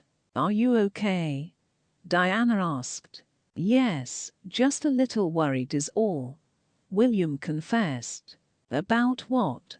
William remained silent. "He is worried about whether or not he bites off more than he could chew." Conway spoke up. He knew that look. Conway and his fellow soldiers had the look once or twice before. "Is that true?" Diana asked. "I just worry about Mammon. If he truly will have our backs if things hit the fan, or if he will leave us to the wolves is all." William added, "Well, he needs us. He needs Conway to get his laws signed. He doesn't need you. He is just using you all. Everyone is disposable.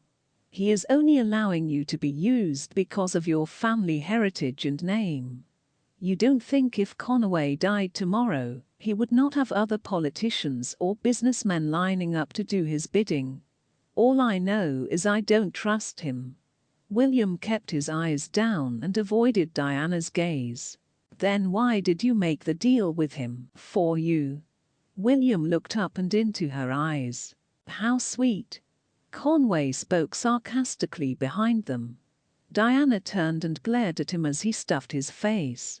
She then turned to face William. "You didn't have to do that. I didn't ask you to." Diana became defense. "No, but I love you. And will do anything for you." William confesses. Conway picked up his food and began to leave the room. "You two are making me sick." Conway then turned to go upstairs to his room. "I love you too, Will, but you put your people at risk. Why don't you trust them?" she asked. "Because my people trusted them before, and after they got what they wanted they left us to the mercy of the judges. They do not care about anything but their goals. We are just pawning to them." William shook his head. "We will figure something out, William. If something happens, we need a plan B. Now come on. Let's eat before it gets cold." Diana tiptoes to give him a kiss before turning to sit on the couch. Chapter 12. The next day. Austin, the Black Files Agency. Brea finally rolled out of bed and walked to the bathroom. The woman was unable to get a full night's rest.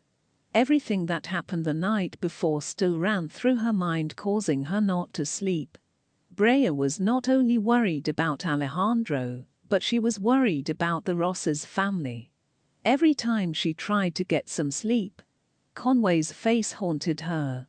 Agent Antonello was nice enough for her to stay safely in the barracks of the Black Files Agency building. He promised to get her charges dropped if she would testify against Conway. She agreed. Brea had no choice, plus she had to stop hiding in Mexico and face her demons. Brea freshened up and put on some clothes that Samara had brought her. Brea did not meet the woman yet, she only knew this due to the note the woman left on the clothes in the entrance of the barracks. Once Brea was changed and fully awake, she made her way upstairs into the main building. Brea walked in to see only a handful of agents in the office area. She noticed Joseph and Anthony standing next to each other. They were the agents that helped her out last night. Sitting at the desk beside them was another male. They were all facing someone and talking to them. Brea rounded the corner to see who they were talking to. It was Alejandro. He was standing there waving his hands about, and it looked like he was arguing with the others. Brea enters from the side silently in towards the four men. I am here to help Brea. Alejandro crosses his arms and glances to see her coming over towards them. The others turn their heads to face her. Morning, Ms. Cooper. Joe smiled towards her. Anthony nodded with a smile while Michael stood up. He extends his hand to shake hers. Judge Michael Bryce, Ms. He shook her hand. Nice to meet you. Can I ask what is going on? Brea let Mike's hand go and crossed her arms looking at everyone. We are trying to figure out how Alejandro can help us out without causing issues with the crowd, the FBI, or raising Conway to act against us. Joseph explained. The crowd, or the guys who rule over the judges, wants me to go back to Israel. That is where the main office is. I am to stand trial there. Alejandro frowns. But I was able to grant him some time. They are allowing us to finish up your case here with the Rosses and Mammon before he has to leave. Michael added. The FBI has granted us to keep you here as well until the investigation is finished and court dates are set. Anthony spoke up. Brea was a little relieved, but she did not like the fact Alejandro could be likely going to jail. She kept quiet, however, since she was out of her element.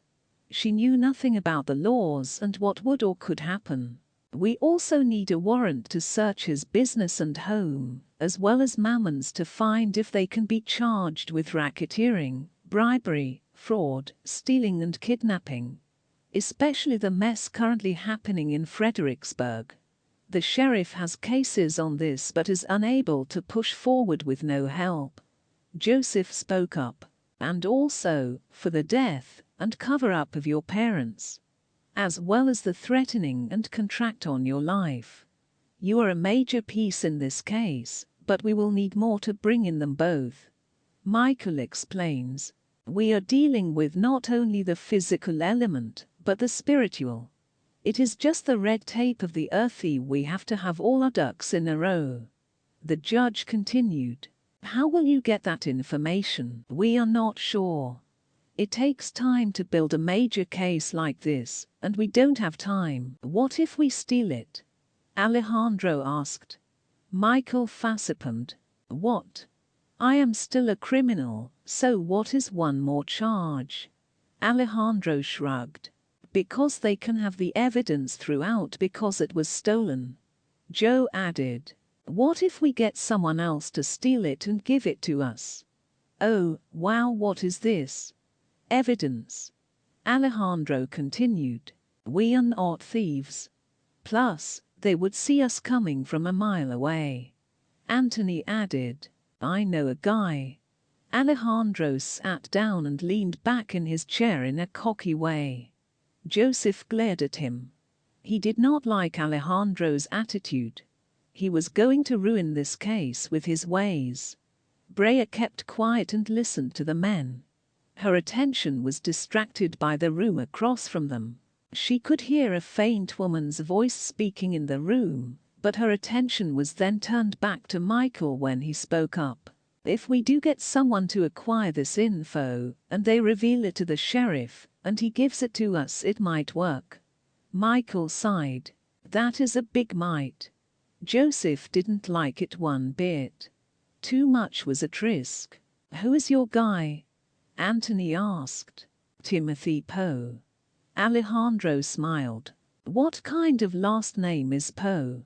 Like Edgar Allan Poe? Joseph laughed sarcastically.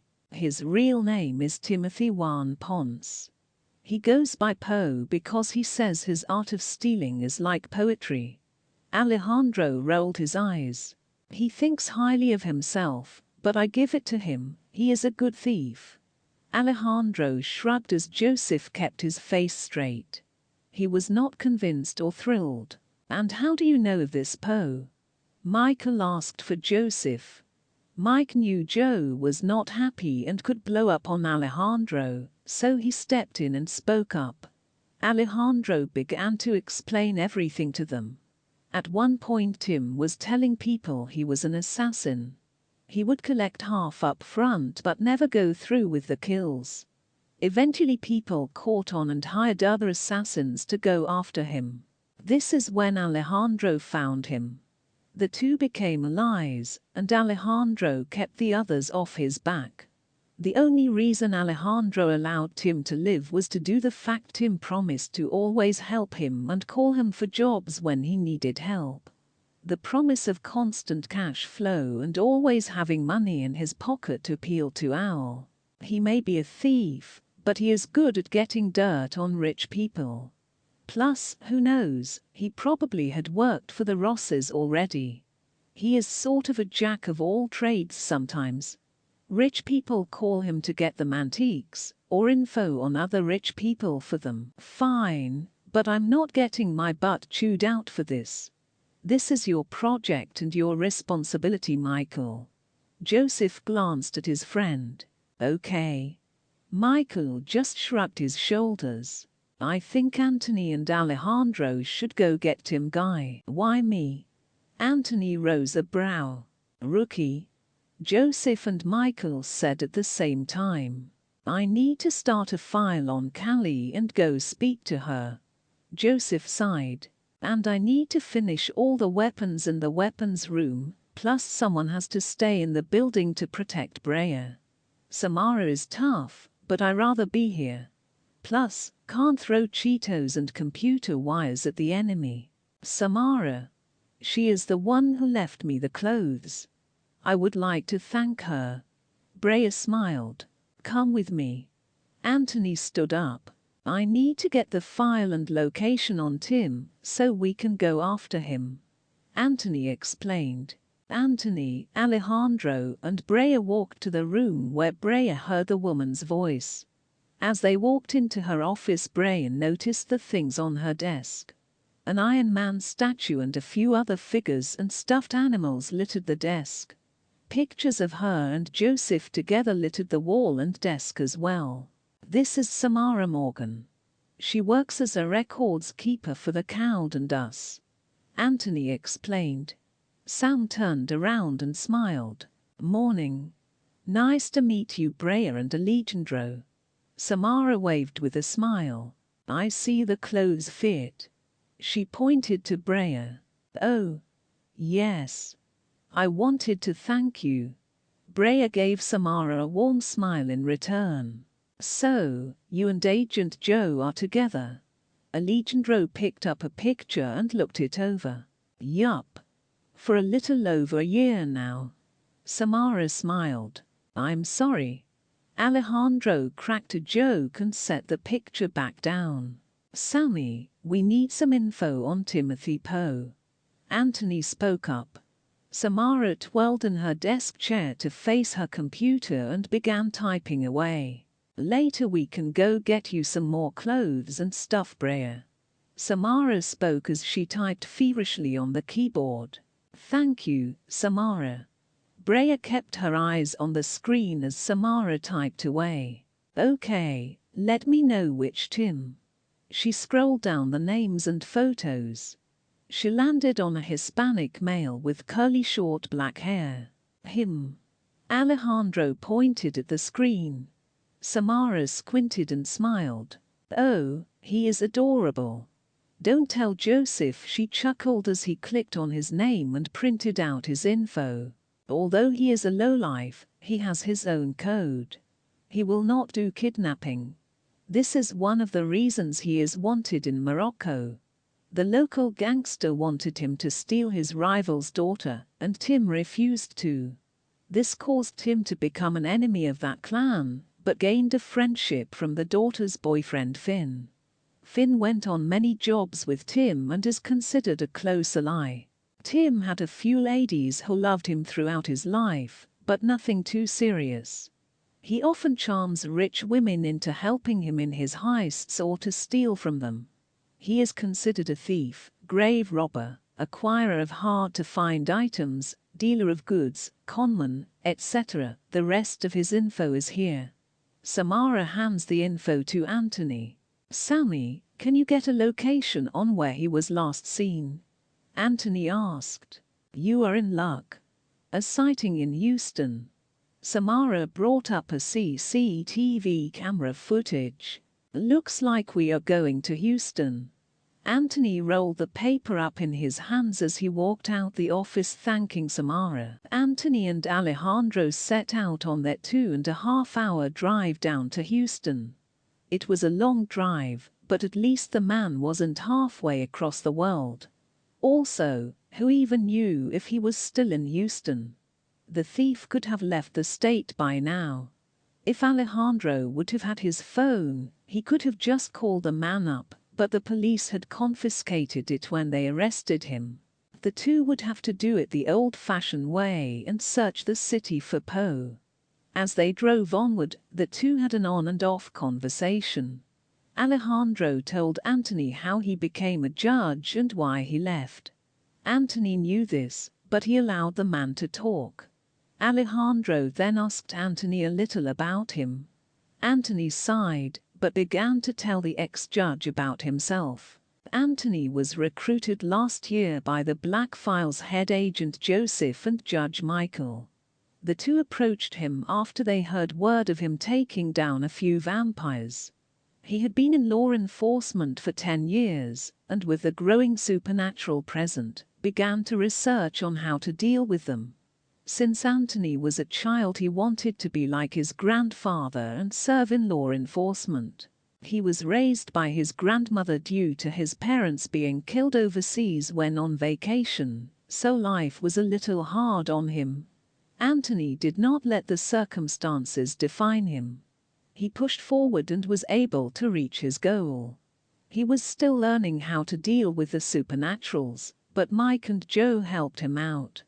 Being the rookie, he was stuck doing most of the grunt work, but he did not mind. It helped him learn his new job. Houston, I stole her heart once but left before she could steal mine. Tim sighed as he ran a hand through his hair. He was on the phone with one of his contacts as they discussed a possible job. It involved him going down to Egypt to acquire ancient artifacts for a rich snob for his collection. One of the people he knew in Egypt was Eve. She was a local who ran the historic library and helped at the museum. The two had met when he was on a job.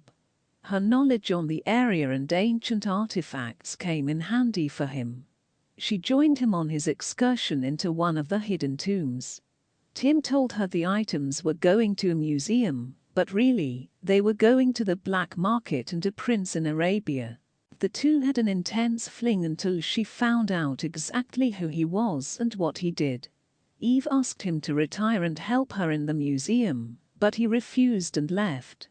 Love got in the way, plus jobs were not meant to be personal.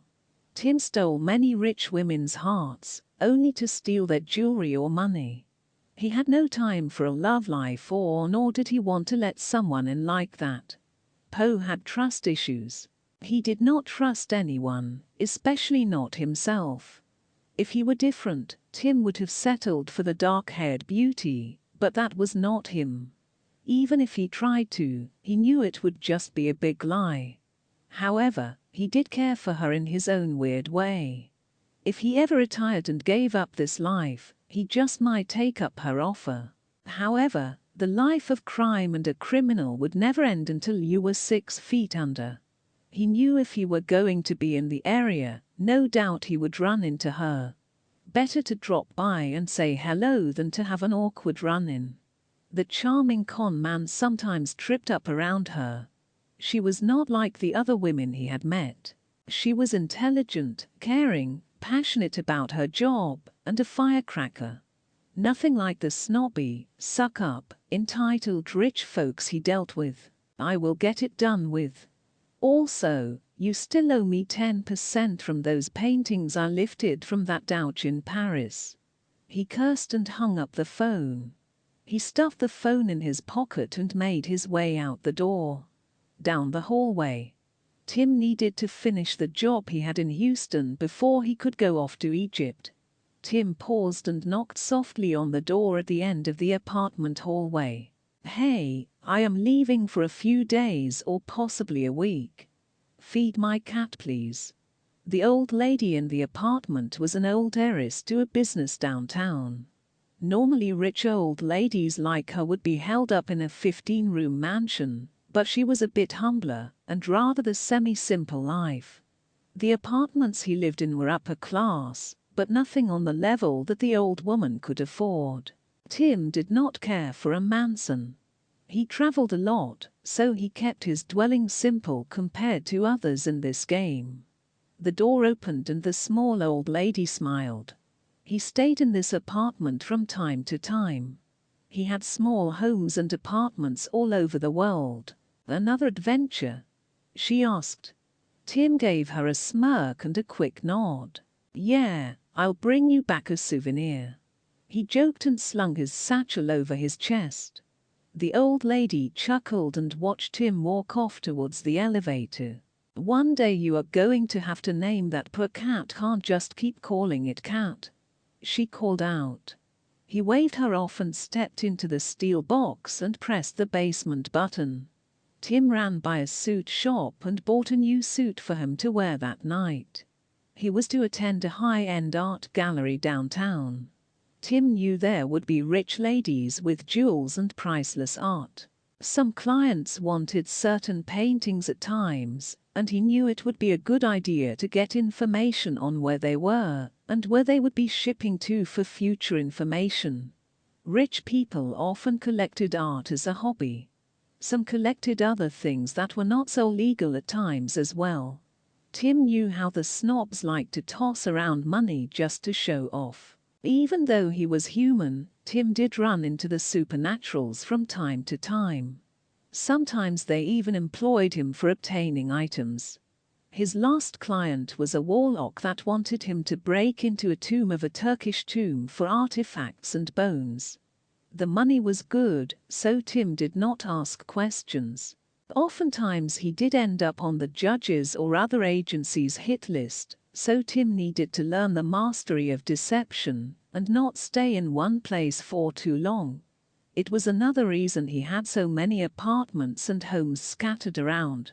The most exciting jobs he enjoyed were ancient tombs, museums or palaces. The clues, the unknown and heightened danger, gave him a thrill. Tim grew up in a single-parent/small home in Spain. His father Antonello González Pons was a merchant and sold legal and illegal things in the main city. His mother died during childbirth, leaving his father to raise the boy. Tim and his father had a rocky relationship, but they did love and respect each other. At a young age, Tim had a knack for getting into trouble. He ran with the boys of the town that were up to no good.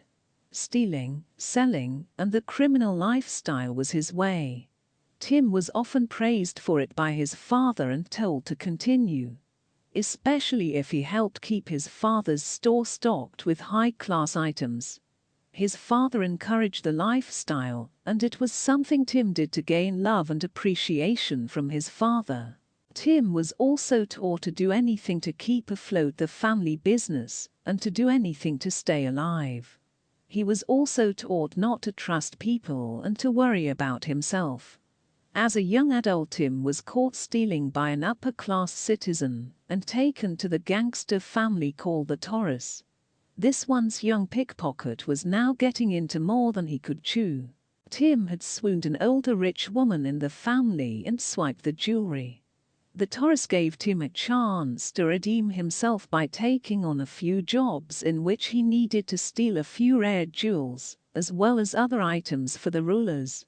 Tim did so, pleasing the Torres as well as gaining recognition in the high-class gangsters in the surrounding areas. The neighboring gangster families also hired him to steal things for them. Tim rose the ranks from a mere pickpocketer to a high-class thief and merchant. In the 80s he was sent to help a family in London gain power over their rival.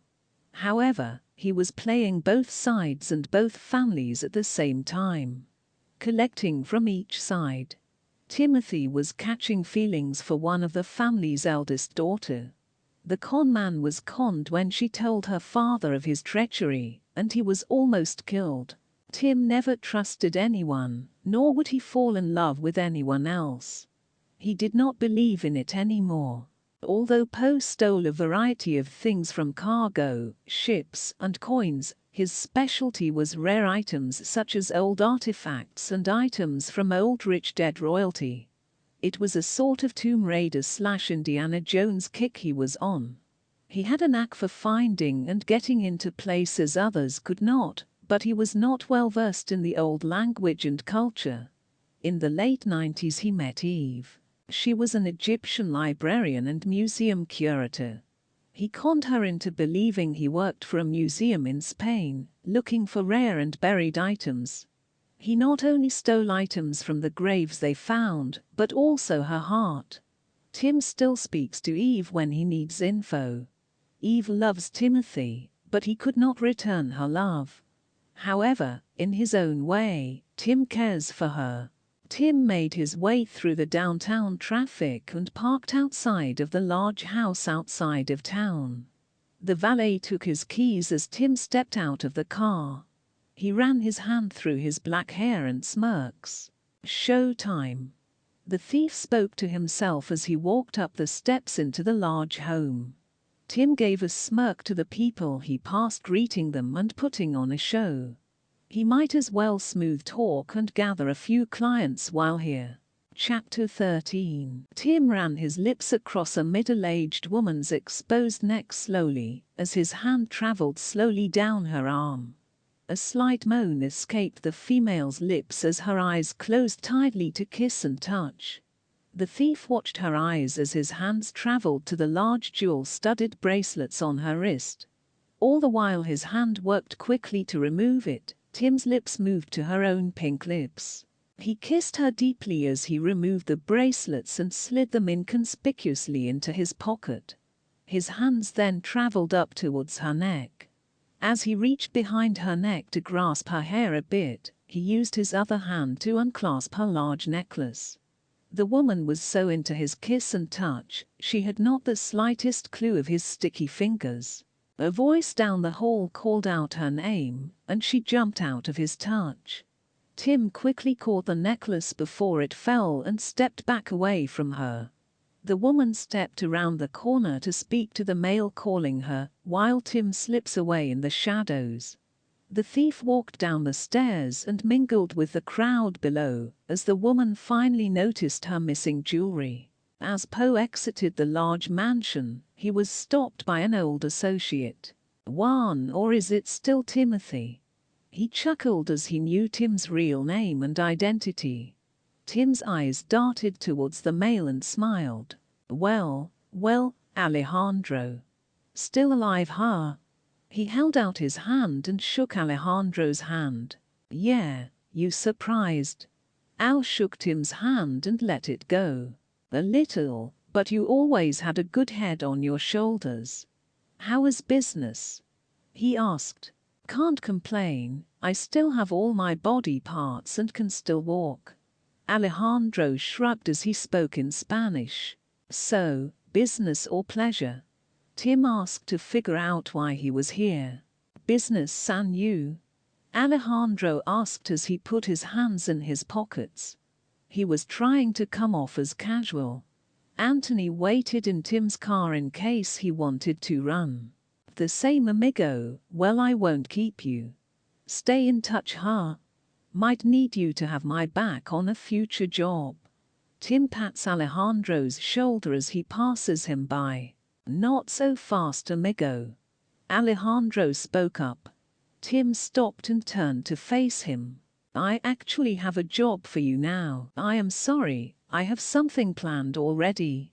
Tim made his way quickly towards his car followed by Alejandro. Remember you promised Poe. Yes, and I will help you after I finish this job.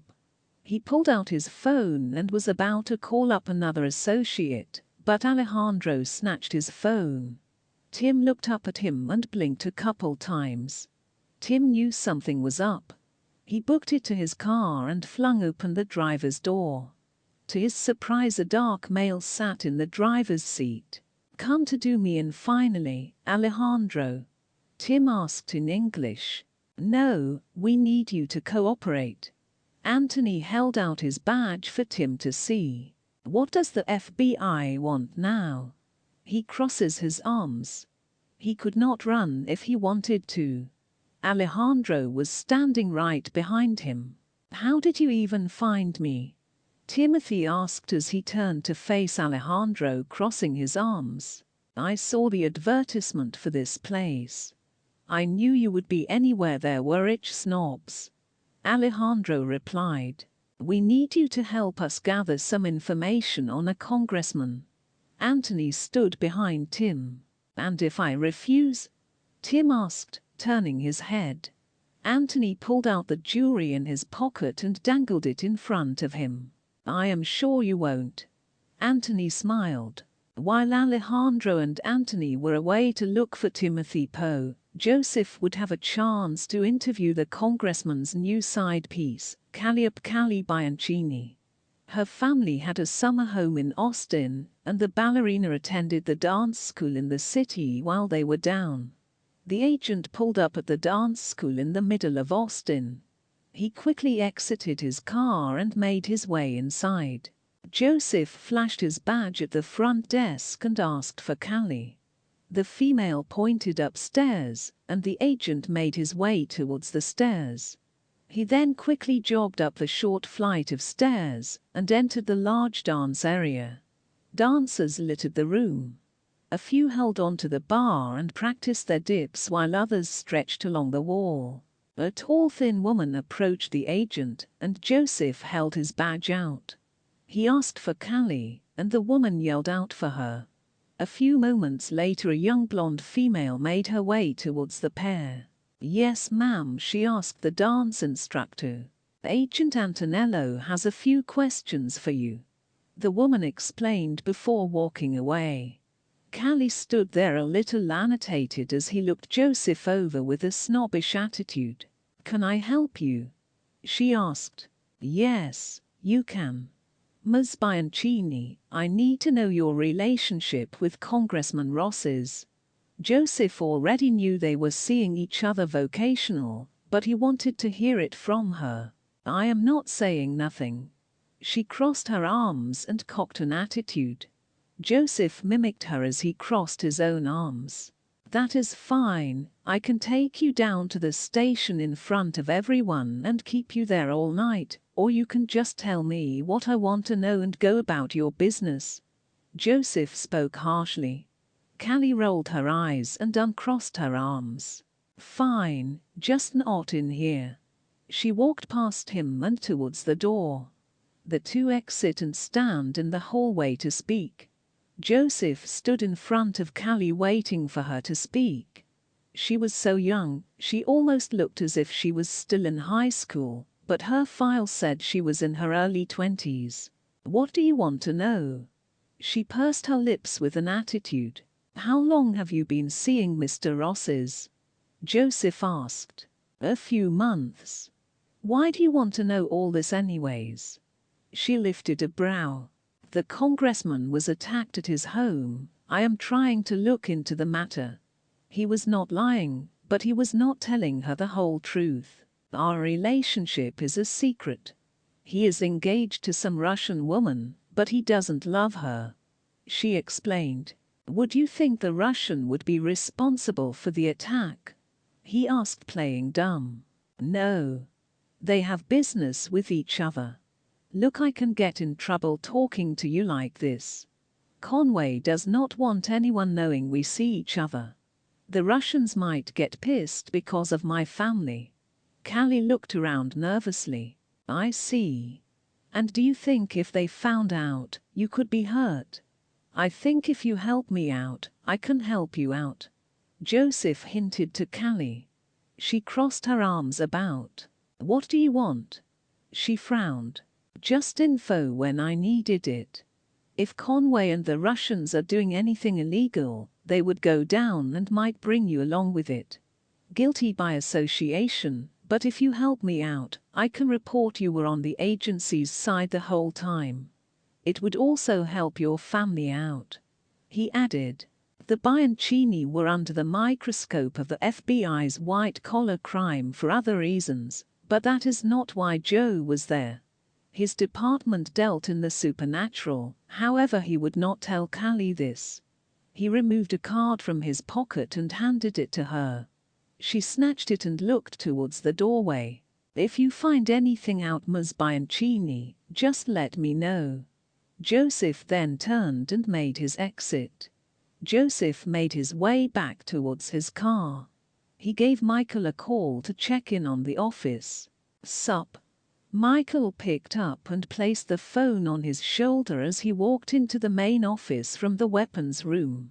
"I just spoke with Callie. I think she will cooperate with us when we need her." Joseph spoke, pleased with himself.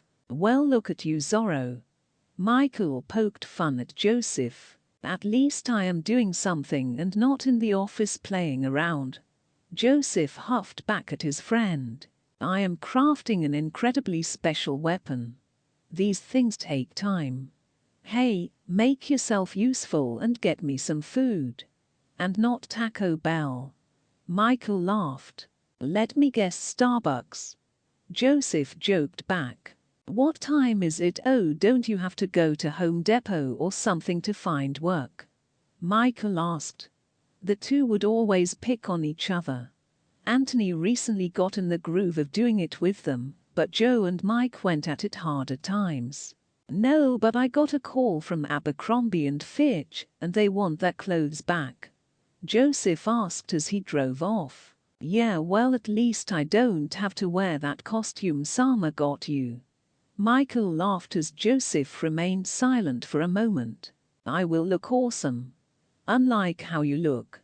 Are you ever going to wear a suit to work or just show up looking like a hobo?" Joseph laughed. "It is easier to fight crime in cargo pants, bro." Michael made his way towards his desk and took a seat. "What are you, Batman? Have you heard from Anthony?" Joseph asked. "Yeah, they found that Poe guy and were heading back. Should be here around 7 tonight." Michael turned his computer on and began working. "Is that work I hear?" Joseph joked as he heard the judge typing. "Yes, I do my report and turn them in on time, unlike someone. Samara is going to snap one day. And I will make sure to film the whole thing." He laughed. "I am a very busy man. Why don't you help me out and finish that Goatman report?" Joseph asked. "What do you think I am doing? Now go get me food." Michael hung up the phone on Joseph. Across town, Samara and Brea browsed a small clothing store. The two women had made the day a shopping one. Brea needed clothes and other provisions, so Samara took the company car to help her. Brea was under witness protection and staying at the agency, so Samara also needed to pick up a few groceries for her as well as the guys. While the guys were busy, the women shopped. This was the only time Sam could help Brea out. Most of the time the agents were always asking her things. They were always asking her for information, or to file something, or to find information. So much so she could not get her own work finished. Samara had to do her count work, as well as the Black Files paperwork on top of play receptionist. Not to mention Samara had to help with some of the work when they were behind. The other agents normally turned in their paperwork on time, but Joseph and Anthony never did. Anthony was still new, so she let him slide, but not Joe. They may have been dating, but that was no excuse. Samara started to pick up the Spanish language so she could fuss at him. When Samara spoke in Spanish, Joseph knew she was serious. She only knew a small amount, but enough to get her point across. Billy would often FaceTime Sam to teach her. The two were close and called and texted daily. Samara hoped to gain a friendship with Brea like she did with Billy, Joseph's sister. The poor woman needed a friend after all she had been, though. Samara had been through a similar situation. A creature had killed her family and almost killed her if it had not been for Michael. As they shopped, Samara told Brea about everyone in the agency. She also told her more about the crowd and what they did. The two women finished up in the clothing store and walked down the sideway talking. Brea was happy to have someone to talk to. She was grateful that Samara was helping her. She was also grateful Samara was down to earth and not as intimidating as the others. "Thank you for taking me out and for the thing." Brea lifted her bags a bit. "You are welcome. I know it must suck being alone out here and with all this mess going on. I was once in your situation. I just want Conway to pay. I know it will never be normal ever again. I just want this to be done and over with." Brea frowned and kept her face forward. "They need to go after Mammon, the one with the real power. Conway is just a pretty face and a pawn. The battle is not always physical. It is spiritual. We will always have to fight somehow until the day we die." "What do you mean?" Sam shares her story as well as the gospel with Brea. "I was around 20 when my family died. I would have died with them if it were not for Michael. I was alone and he took me in as a friend and showed me the truth about this world. About the evil and the good pushing back. About the war that we are caught up in. The kingdom of light and darkness. God versus Lucifer. We all have a choice, but we must choose which side. Not all of us are judges or warriors, but we can be prepared and pray to help out. To get into the kingdom of light. Jesus died for our sins. Just like Jesus died, we need to die to our old self. We need to repent to God and turn from our past selves and sin. Just like Jesus was buried, we also must be buried in baptism in his name. Just like he was resurrected, we need the Holy Ghost to come live in us and bring us to life. He was the Lamb. All this mess, it started in the garden. God had to slay an animal to cover their sins. After this, the people needed to cast their sins on a spotless animal to the priest to sacrifice for the sins. Jesus came not only to teach, but to be the sacrifice for us. His sacrifice allowed us to go directly to God and ask for forgiveness. Many do not know this, nor even pick up a Bible to read and study what is really going on. They are either too busy or too distracted by everything in the world. That or they do not care. If you want, we can study it together. Samara smiled at Brea. "Thanks, I would like that. Believe me, God helps me when I feel alone or down about everything. He can help you too, Brea. You are in this fight for life now. Might as well be prepared." Samara kept a warm smile on her face as they walked down the street. Brea hoped this would help her with her loss, anger, and broken heart. So far, she trusted Samara, and the truth she spoke made sense. "Hey, let's get ice cream." Samara pointed to the ice cream sign. "My treat." Samara wiggled her eyebrows. Brea chuckled a bit. "I am going to have to pay you back." Brea felt bad for not being able to support herself. All her life she was taught to work, and now she was back in America. She had no job or even a home. All because of Conway. "Oh, girl, don't worry. After all this, we can find you a place to stay and a job, and I can come over for supper." Samara joked as she pushed the door to the ice cream parlor open. "Deal." Joseph arrived back at the agency tossing a brown bag on Michael's desk. Michael jumped a bit and looked up at Joe. "Oh, how kind." He batted his eyes at Joe before peeking inside. "Shut up, how much did you get down?" he asked as he took a seat beside him on the empty desk. Michael fished his fries out and turned his chair to face Joseph. "I just printed it all out." Just need to put it on Samara's desk. He spoke as he shoved a few fries in his mouth. Joseph leaned to the left to see if Sam was in her office. Where is she? Her and Brea went out to get Brea some clothes and things. Michael tossed a few more fries into his mouth. Good, I need to finish a few more things up before she fusses at me. Joseph hopped up from the desk and made his way upstairs to his office. Good luck with that. Anthony and them should be here in an hour. Michael called up towards Joe. Joseph gave the judge a thumbs up before going into his office. Anthony walked in the office followed by Tim and Alejandro. Michael perked up from behind his computer. He noticed their faces were all sour, and he looked at the invisible camera. This should be interesting, Michael said to himself. All this for a woman, Alejandro. Who knew you had a heart? Timothy spoke up as he walked in, looking around. At least I have one. Knowing you, you probably sold your heart away to the highest bidder. I honestly don't see why you guys need me. You are the government. You just go in and take what you need. This isn't a third world country, Poe. We have laws. Anthony spoke up in an aggravated tone as he sat at his desk. Timothy scratched his forehead in aggravation as he tried to talk himself out of whatever this was. He did not like working with the law. You didn't have anyone else you could have asked? I mean, come on. Timothy shook his head. Alejandro flew off the handle like normal. Samara walked in while the guys were talking and sat her bag on Michael's desk. What is going on? Samara asked.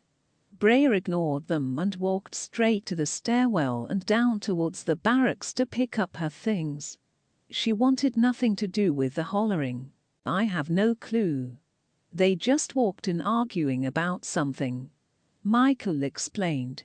Samara watched wide-eyed with a smile as the three incredibly attractive Hispanic men yelled at each other in Spanish. Michael just stood there with a blank stare, just blinking and trying to figure out what was going on. You own me, Timothy, or did you forget your oath? Or are you a liar as well, a thief? También eres un mentiroso y ladrón, he yelled. Well, sometimes I promise things I can't keep. He shrugged with a grin. Well, you are about to not keep that smile. I am fixing to knock it off. Alejandro balled his fist. Anthony put his hand on Alejandro's chest to keep him back. Michael stood up and watched in case he had to get involved. Joseph came busting out of his office like a madman. He ran down the small stairs and towards the others. He was so mad he did not even notice Samara had returned. What is all the yelling down here? He himself yelled as he approached. What sense does that make? Timothy egged Alejandro on, and Anthony had to fight to keep Alejandro back now. Alejandro began to yell in Spanish. I should have just shot you back then. Colder whirled a shoulder. Gillipollers. Oh, ustards Dyson Capron, no. Tim spoke in a cocky manner. What in the heck is going on? Joe asked in Spanish as he watched the two men yell at each other. You think you are too good to help us or something? You are just as much of a lowlife Capron as me, Poe. Just because you dress up in fancy suits and attend fancy parties does not make you any better. You are a thief. A snatching, swiper, no swiping thief, and you are no better than me. A hitman. Solo eres un Mammon. Killing people. Oh, and a deserter as I remember. Timothy yelled back. Alejandro pulled out his gun and aimed it at Timothy. The ex-judge had a hair-trigger temper. Hey. I swear I will put both of you idiots under the jail. Joseph held his hand on his own gun.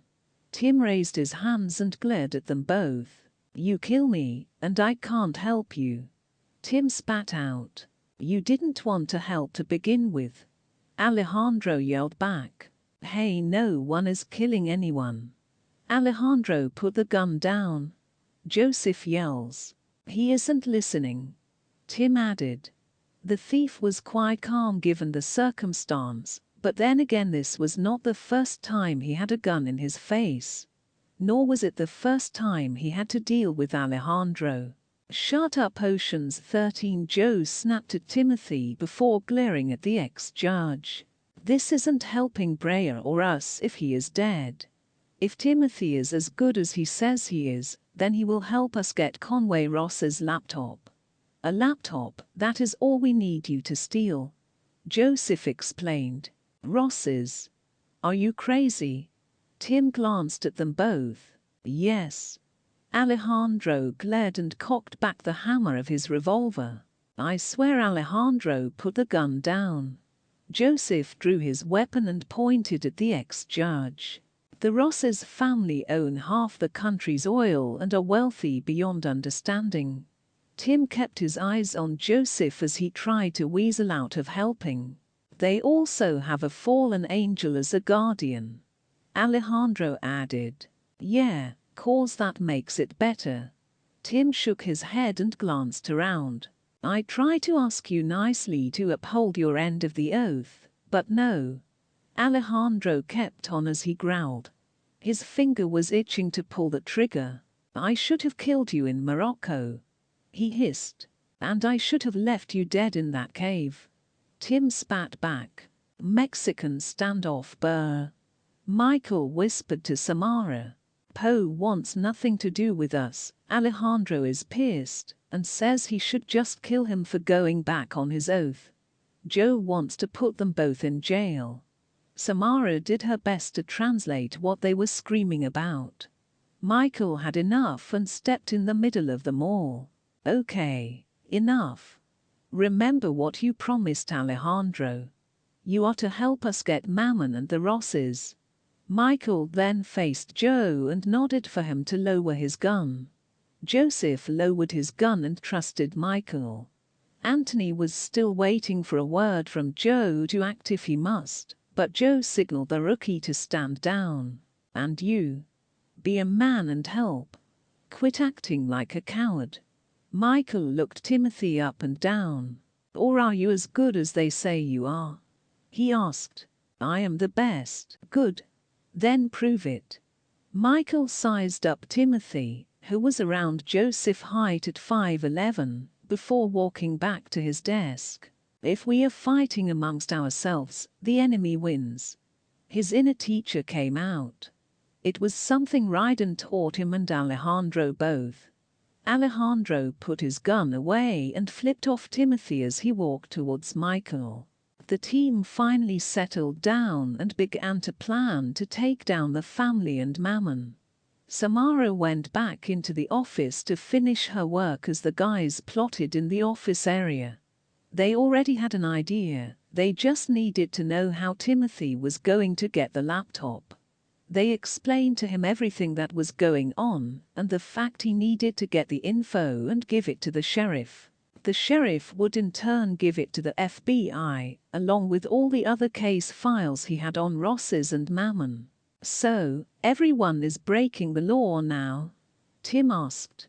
You have to do what you have to do when dealing with these people. Joseph replied. We are not necessarily dealing with humans, well the Rosses are, but Mammon is a powerful fallen angel. If we do not act now, the whole town of Fredericksburg will be under their rule. Then who knows what is next? Mammon is spreading his territory and banks. He is trying to buy up land and own everyone. The land will then be torn up by the Rosses for oil. I understand we need oil for things, but the way these people are going about it is wrong. Michael explained. I need to know the congressman's schedule. When he is home. When he is out. The layout of the home. The works. Tim glanced at Michael and then the others. If he is out on campaign, it will allow me to sneak in undetected, but we have to make sure the laptop and any other evidence is in there. Speak with Samara about getting the house plans and anything else. She is good at getting that kind of info. She is very tech savvy. Joseph smiled as he talked about his girlfriend. If I do this and help, what do I get in return? Timothy asked. Alejandro grumbled. I don't kill you. He barked as Tim just glared at him. Not this again. Anthony facepalmed. You don't go to jail. Joseph added, and Timothy glared at him now. I have to get some sort of payment for risking my life. Timothy grumbled and crossed his arms as he sat back in the chair. Dude, just drop it. Michael added. While the guys spoke in the other room, Brea joined Samara in her office. The two talked while Samara worked away on her computer. Brea had a hard time watching and keeping up with what she was doing. If you need any help that does not include computer stuff, I don't mind. Brea spoke up. Okay, that would be awesome. Can you file these in the filing cabinet over there by alphabetical order? Samara asked as she pointed to a chair and filing cabinet that was against the wall. It had a ton of files stacked on top. I was able to get them on the computer, but haven't had time to file them properly. Samara frowned as he typed away.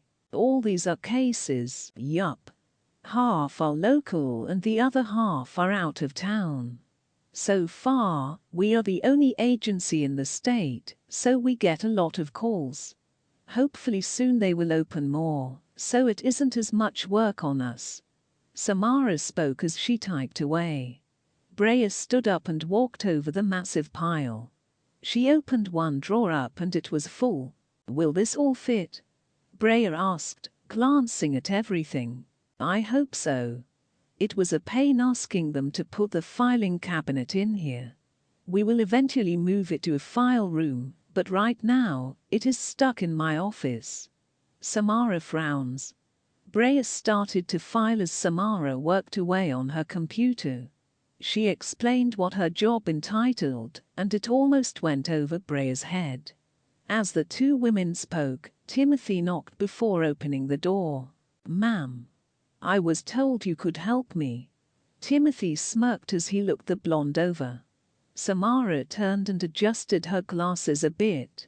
She blushed and turned to face her computer again. What can I help you with? She asked. Timothy winked at Brea before taking a seat beside Samara.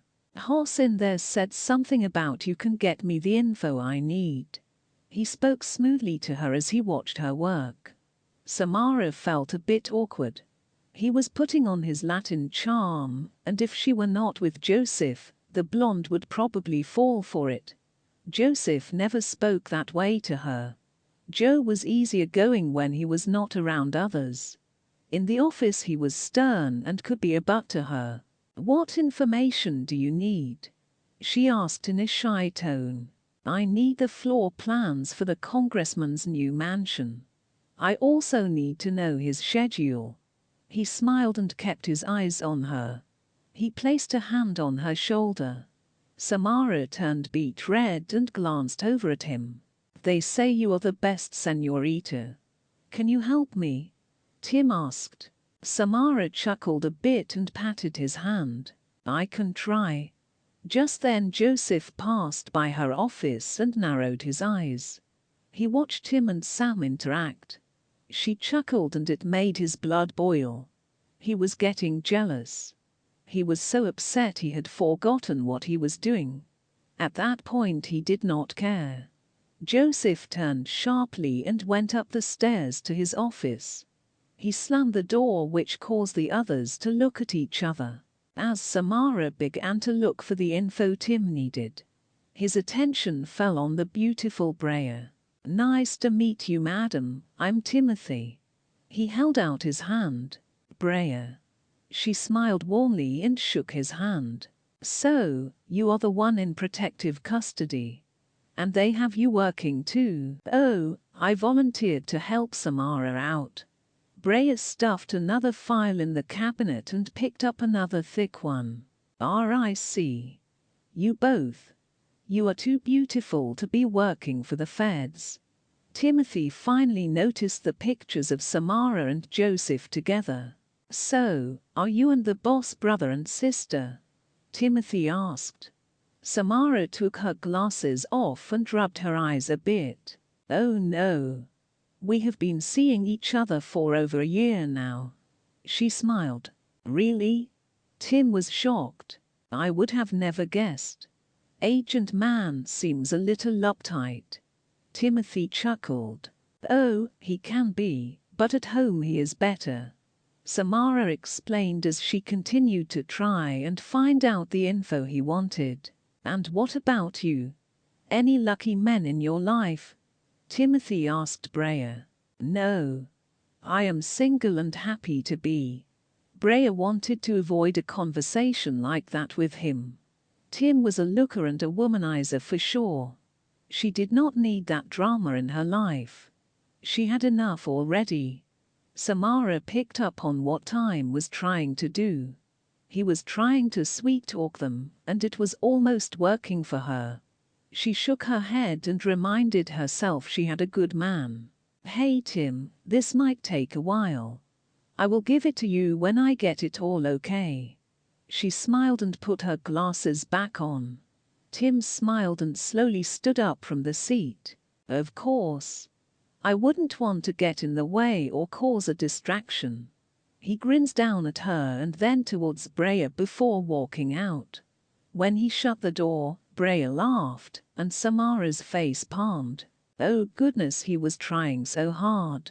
Brea laughed. It almost worked. Samara busted out laughing. Bad news and bad boy written all over that, would not touch that with a pole. Brea glanced out the window to watch Tim walk back towards Michael and Anthony. Sad thing is, I would a long time ago. I can't help it. Those Anthony Banderier's eyes, but Timothy is too much. I rather like the whole gunslinger silent type. Did I tell you how I fell for Joe?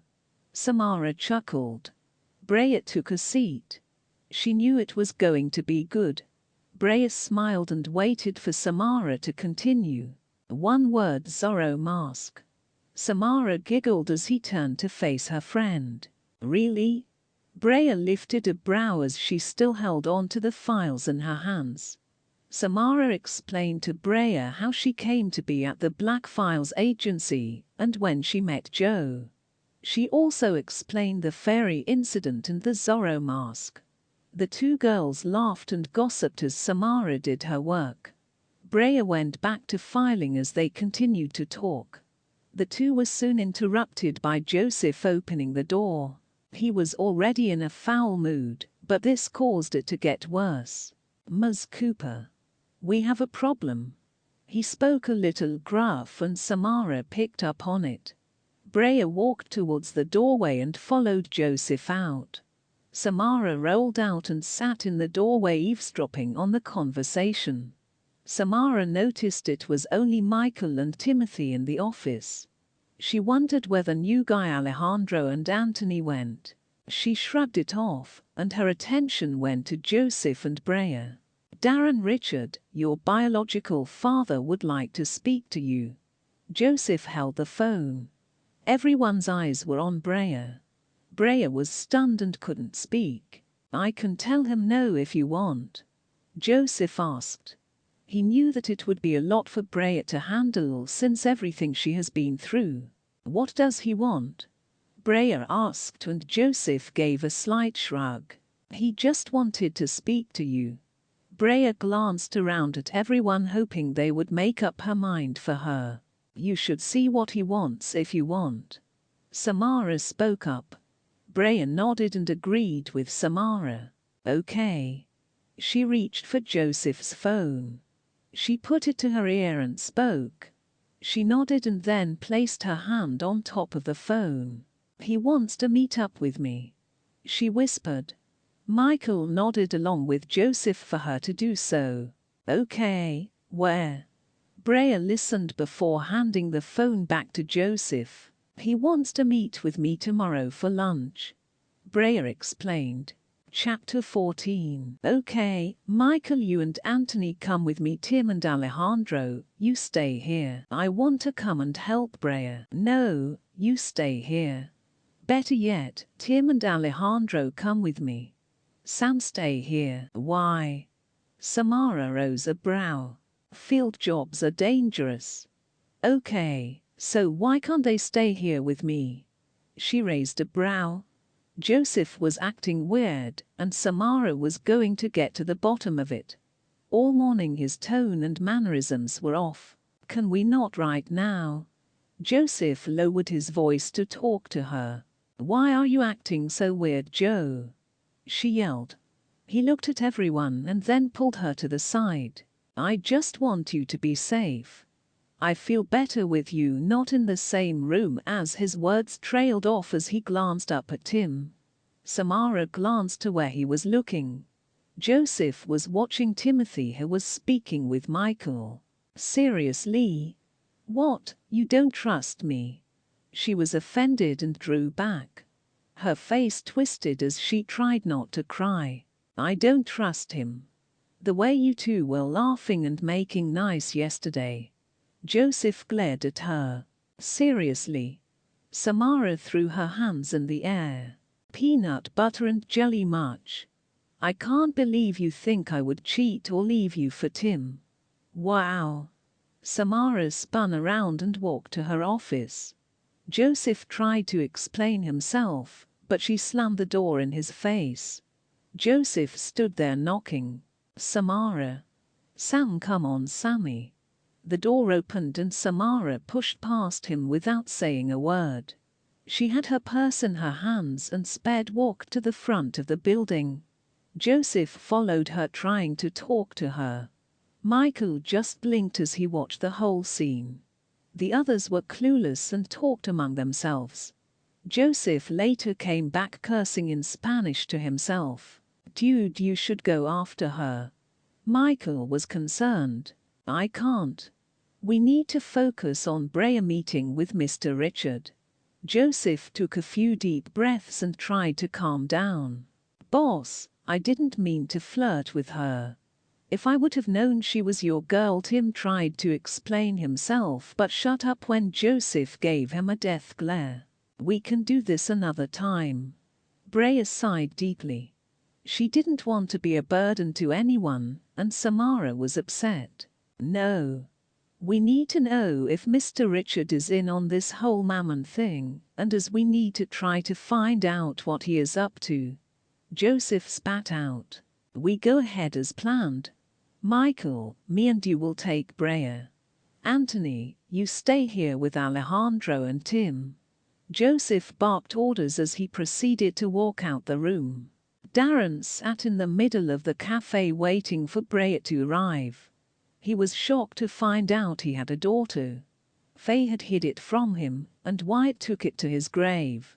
If it were not for Diana, his niece, he would be still in the dark. He had mixed feelings about the whole thing. In a way he was grateful since he never had any other children. This was due to the fact she was under the control of meth. He did not want a child to burden him. Now his allegiance was transferred to Mammon. Darren could not have gotten out of his service if he wanted to. He was so used to the high life and rich lifestyle, he could not function in normal society. He liked his vices of money and women. Mammon gave him the same promise as meth: serve him and he would have everything he asked for. The Richards were as much of a soulless bunch as the Rosses. Diana told him about Brea and about the plan Mammon cooked up. Darren was to persuade Brea to his side of the family. They were to fake a coup and try to take out the Rosses and take over their companies. Heck, the idea sounded better if